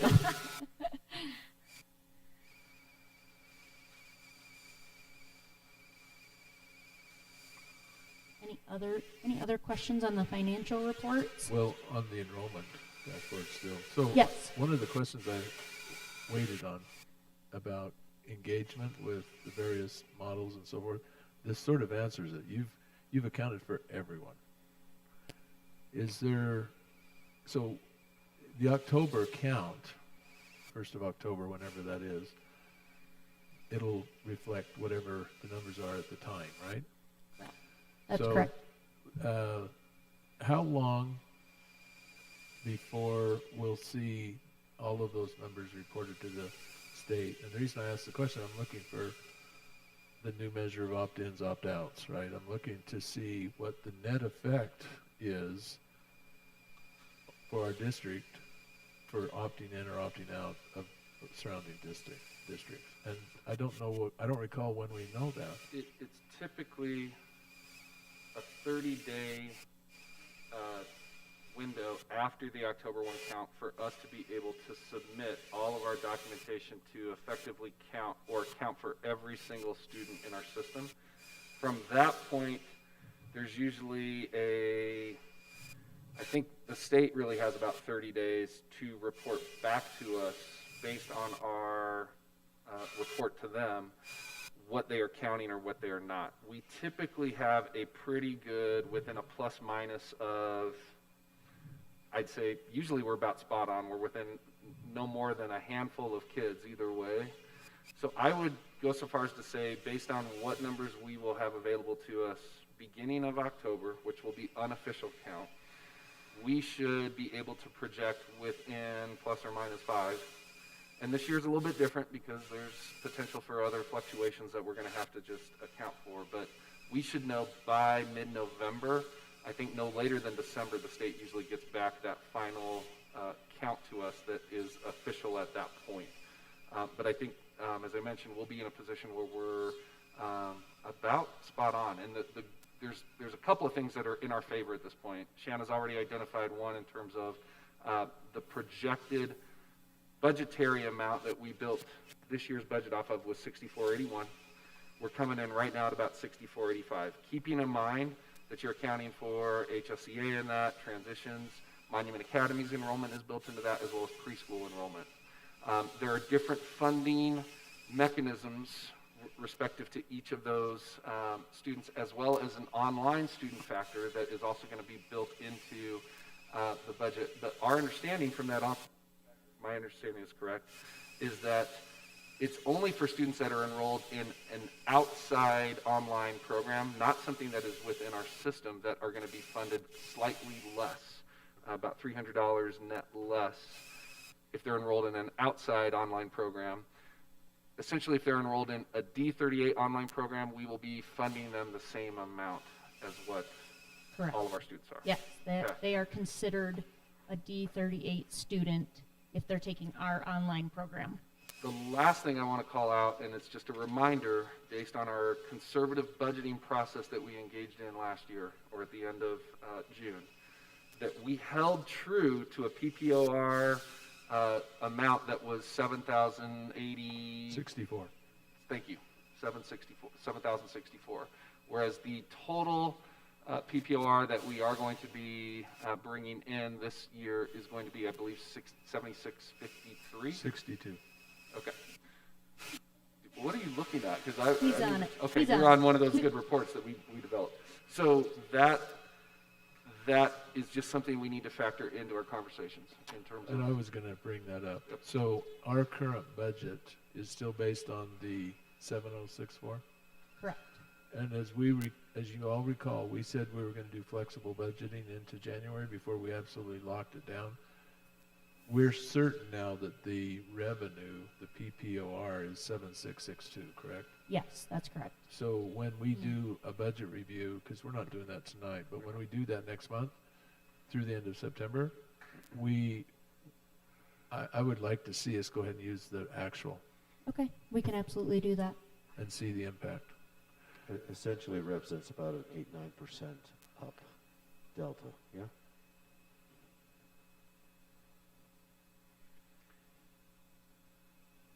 Any other questions on the financial reports? I don't have a question, but I had a suggestion. I'm scared to talk still with my microphone.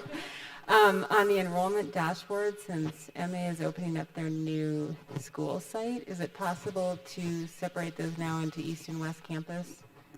Yes, Okay, that'd we will just be do that for the helpful. next report. Perfect, thank you. I believe we need to update their capacity Yes, yeah. within their buildings as well. So we will make sure and get those numbers for the next Okay, report. thank you. That was a question I asked also. Just be easier to read. Thank you for a simple and comprehensive view. Happy to help. Let me know if you have any other questions. Thank you. Hey,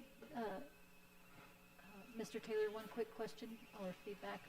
For our September meeting, on August 11th, we talked about revenues. We were going to talk about at this board meeting, revenue from the land sale. We're talking about our financials. Can we add that to, it's not really related to this, but can we add that to make sure we add that into our discussion for our September meeting?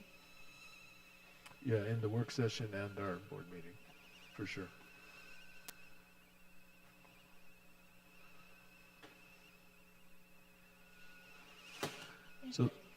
So the next agenda item is the nutritional services update with Mr. Foster We also have Ms. Baker with us. and Ms. Baker. Yes.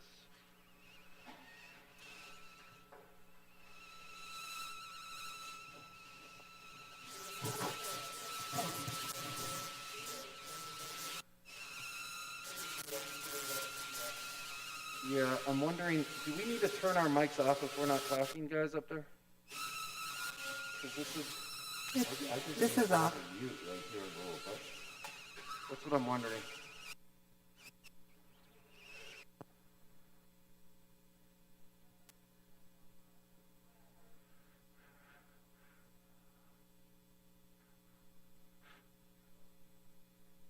It's, if you go and hover over the, yep, right there, it should be the one that is the third. There you go.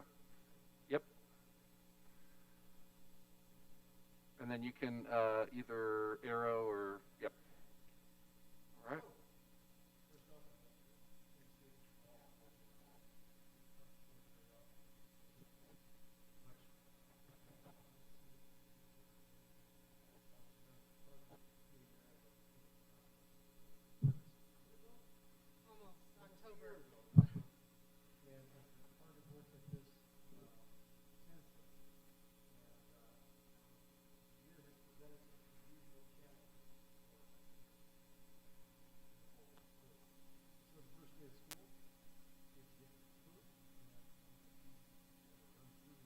Yeah, so I think tonight the goal is just to give you kind of a comprehensive overview of what we've done in the department, pretty much from the shutdown to today and any kind of plans moving forward, as much as we can.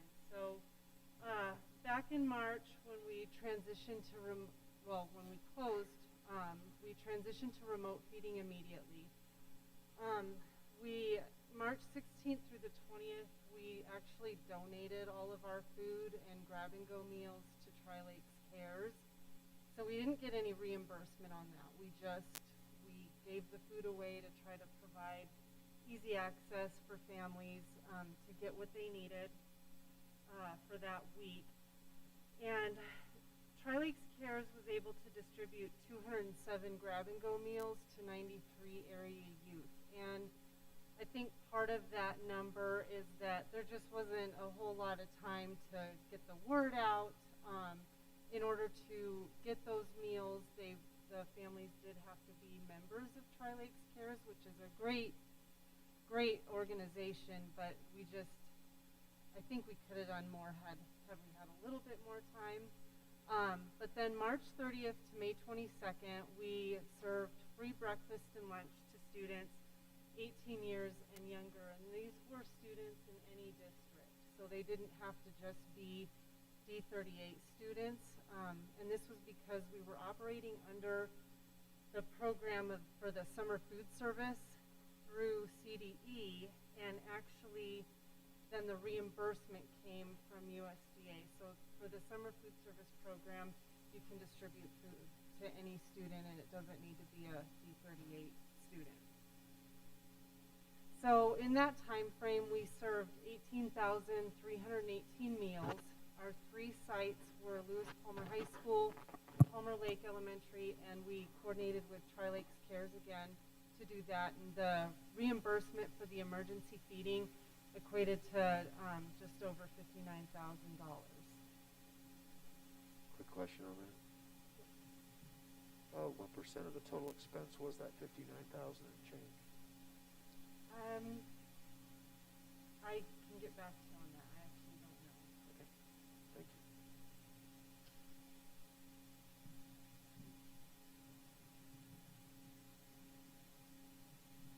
you.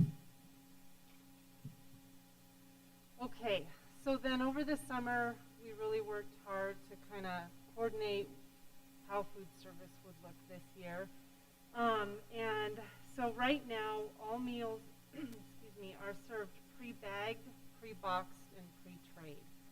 So there's no salad bars, there's no multi-use utensils, and basically the students at the elementary schools, they're not even coming in the kitchens. They just come up and get their food, and they're able to go sit down in their cohorted groups. So we can be faster and much more efficient that way as well, and it's also safer. CDE and the health department has also recommended no salad bars or anything like that. So we don't have condiments out or anything. We're pre-packaging those ourselves. Middle and high school are a little different. Their service model does look very similar to what it used to, but they are physically distant, and the food, again, is all pre-packaged. And so the students just come in one at a time, pick up their food. So far, I feel like we've gotten good feedback from principals. Watching the students at Lewis Palmer High School today, I actually felt like the line moved faster than it did last week. So we are getting more efficient with that model. I do want to say, I've gotten questions. We are starting the year out with a limited menu, mainly so that we can train staff, make sure that our model works. So it is limited right now, but we do plan to implement more extensive menu as we get more accurate lunch counts, see how many students we're serving, get more staff trained and hired, and determine what works best. For safety, we've had plexiglass installed in front of every point of sale system. Obviously, our staff are wearing masks at all times, and we've begun utilizing the D38 self-health screening form. And then kind of tying into the transition to distance learning, we're also developing Nutritional Services Continuity of Operations Plan. One of the things that caused me the most stress was if our central kitchen was quarantined or had to close down, what would we do to feed the elementary students? And so with that plan, we're moving food around to different sites where we can actually have almost an emergency feeding menu, food that it would probably consist of grab and goes and stuff like that, but that way we can accommodate that and get to that food easily if we're not allowed in Lewis Palmer High School. And we're also cross-training staff to do that job.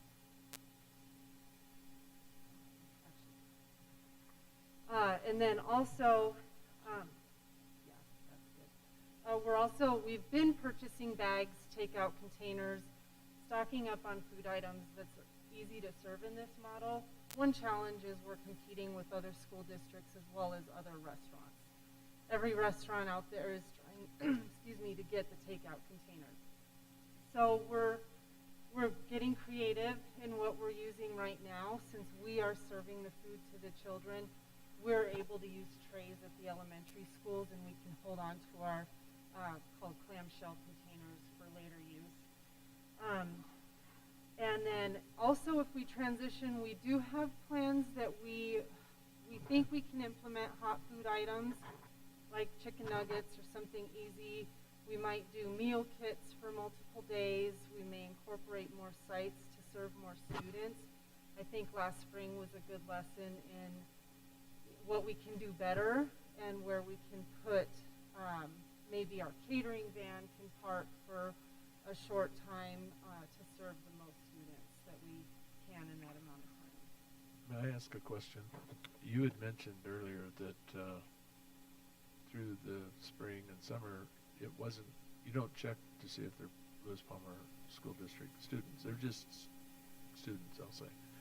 So is it safe to say that these are students that probably live in the area but perhaps attend a different school district?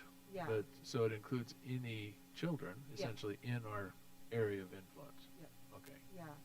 So one challenge if we do transition to distance learning again will actually be, unless the USDA gives us another waiver to feed all kids without checking, we'll actually have to charge them based on eligibility. So we've talked about how we can do that. We've looked at wireless handheld scanners, something that we can take out to parking lots, scan lunch cards, and it'll, when we plug it back into the computer, it'll feed into our software system that way. One thing we have implemented that we haven't done in the past to eliminate touch points is we've actually ordered lunch cards for secondaries. Secondaries has always used a pin pad where the students come up and punch in their number. We eliminated that, and we've actually got lunch cards this year so that they hold onto their own cards and don't have to touch those. Dr. Summers, I have a question for you then. In your, I'm not sure what you call it, but where you meet with other superintendents and other neighboring school districts. Yes. Has this topic been discussed where, you know, when we look at opt-in and opt-out, it's almost a full school, right? Of people who opt out and that opt in. And yet these other school districts are doing meal services as well. That's correct. And so I'm just curious if this is a topic of discussion, because it gets kind of awkward when you have to start having that accountability of what school district do you belong to, right? Yeah, not a recent topic. I can tell you the last time we talked around the ways that we were addressing this issue was really a function of where we were at in the spring.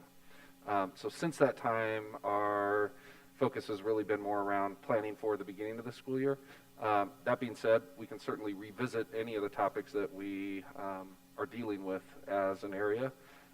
What I would say is we're making sure that we are attuning to whatever the guidelines are that are being communicated from our state level, which is really a trickle-down effect from federal support for whatever our stance is. So it's possible that we would be in a position that would resemble where we were in the spring at some point as we're moving through the fall. But I guess it's a wait and see at this point. And this is what my thought that made me ask these questions is, so there's about 600, I'm going to say, students that opt out, that live here, but they opt to go somewhere else, just as we have about 600, roughly, that opt in. That's fair. For various reasons. Well, those that live here and are in distant learning to other school districts, it just seems much more efficient if they could eat. Yes. That's all. And I think fundamentally what our stance has been through where we were back in the spring and where we would likely be if we're in a 100% distance learning mode at some point this school year would very much resemble, we do not want to create barriers for families or students in being able to access meals. So I think we had a closely coordinated effort with our other districts at that time, and that's why we wanted to make sure that we were communicating. You could drop in at any of these sites at any given point within the context of our county, really, through that specific period of time. So Yeah. I don't know how much Stacy was in coordination with all the other food service directors, but it's something that we are all attuning to together. Yeah, and I know D20 operated under the same model. Pretty much anybody that did that in the spring, we were under this, so students could go anywhere. Correct. So in addition to everything, some of the other challenges we've faced this year is a 27% staff reduction since May. We've had quite a few staff leave. We've lost 9 since May, and I'd like to add 2 to that just because with the new secondary Monument Academy opening, that is 2 more staff that we've had to fill.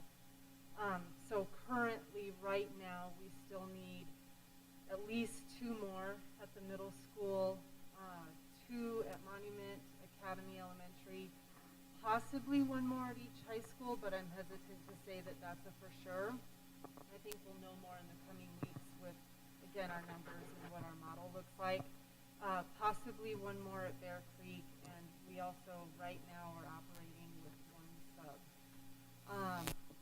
So when this was made, we didn't have any applications coming in. We have updated the job posting, and we've received several since then, so that's positive.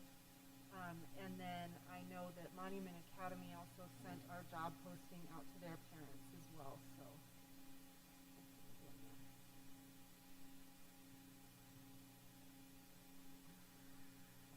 And then,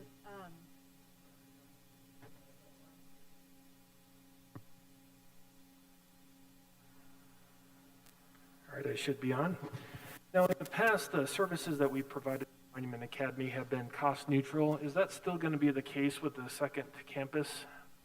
you know, I think it's hard to answer that right now.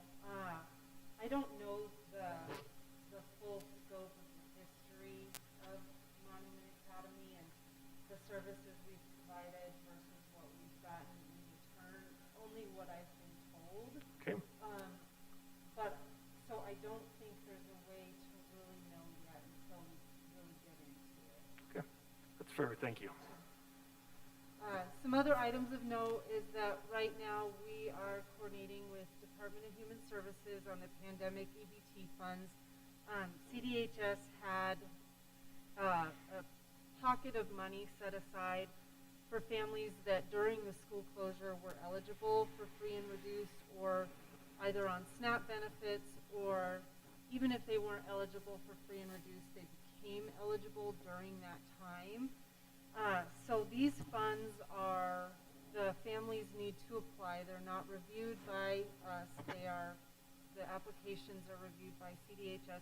We provide the SACID numbers for the students, for their families to apply. The benefit is $5.70 per child per school day, or up to $279 per child. And this is only, though, for our elementary schools, because the schools have to be on National School Lunch Program for the kids to qualify. This year, I know CDE will not be conducting the administrative reviews of our National School Lunch Program, but we will be going through a review this fall for participating in the Summer Food Service Program last spring. And then finally, this year, well, every year we have to do the paid lunch equity tool, and this is a requirement through CDE, and so they basically take our data, how many meals we served, and that tool told us that we really needed to increase our prices by 10 cents. So increasing the current elementary meal price from $3 to $3.10. And again, this is to ensure that our cost is covered for these meals. So we made a decision to proportionately increase everything by 10 cents, except for our individual milk prices stayed the same. And that just makes everything consistent through the program.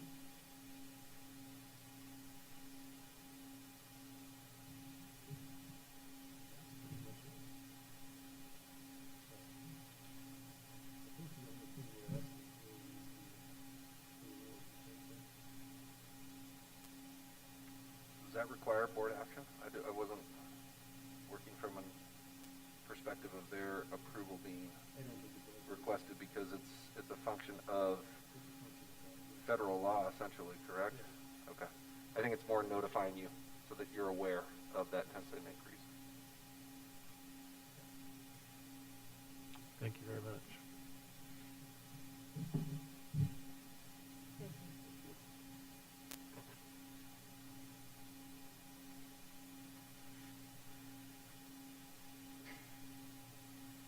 The next agenda items, the Board of Education miscellaneous info items. Does anyone have anything they'd like to raise on a miscellaneous subject matter here?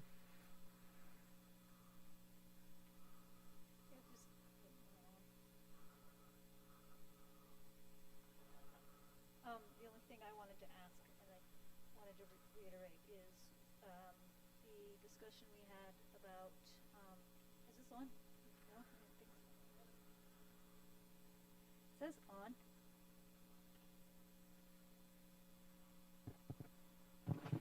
There it is. All right. So at our August 11th board meeting, when we voted to do the land sale for the space over by the middle school, we talked about at this board meeting having a discussion on how those funds would be allocated. So can we make sure that I think that's a valuable discussion to have. And so can we put that on our September agenda? The work session? Yeah, a work session that would lead into, yeah, Okay, for sure. appreciate that. And then I had one other question since it's in miscellaneous.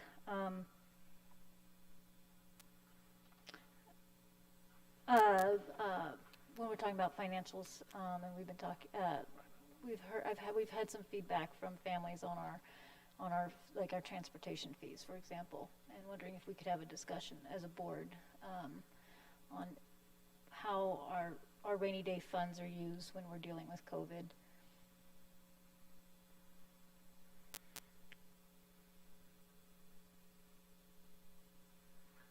I think we are prepared to go into further detail to discuss what we're approaching as far as any fee adjustments or recommendations that we can make to you all.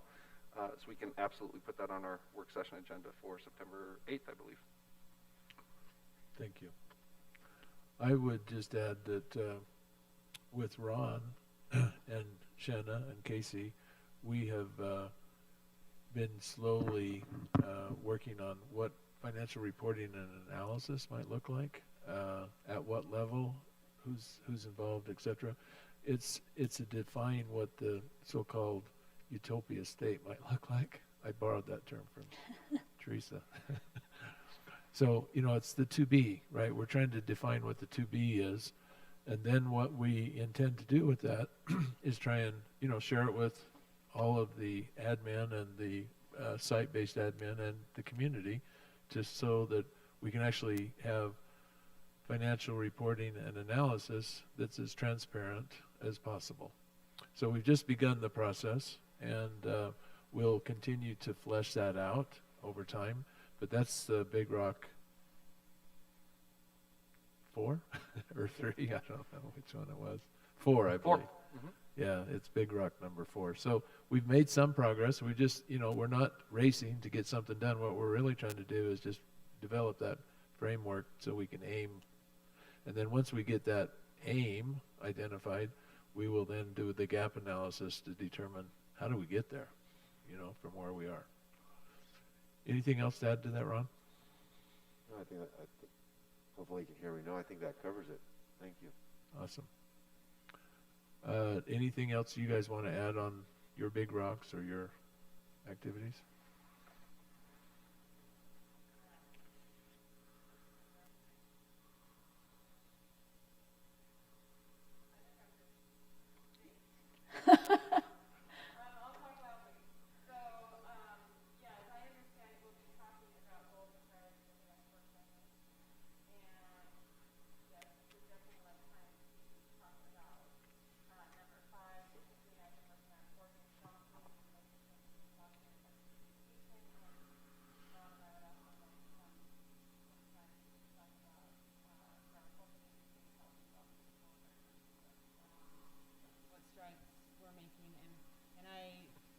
Concur, it's not a race, but I think it's important to keep pace.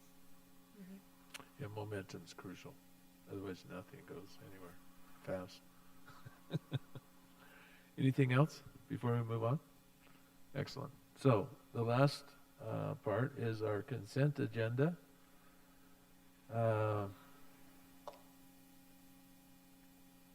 Does anyone have any modifications that they want to call out on the consent agenda?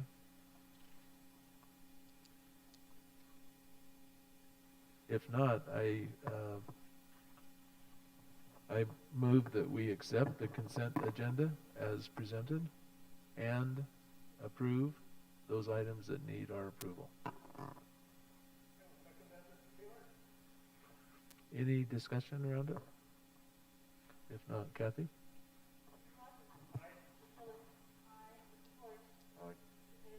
Aye. Aye. Well, with that, then we'll adjourn this meeting until our September 8th work session.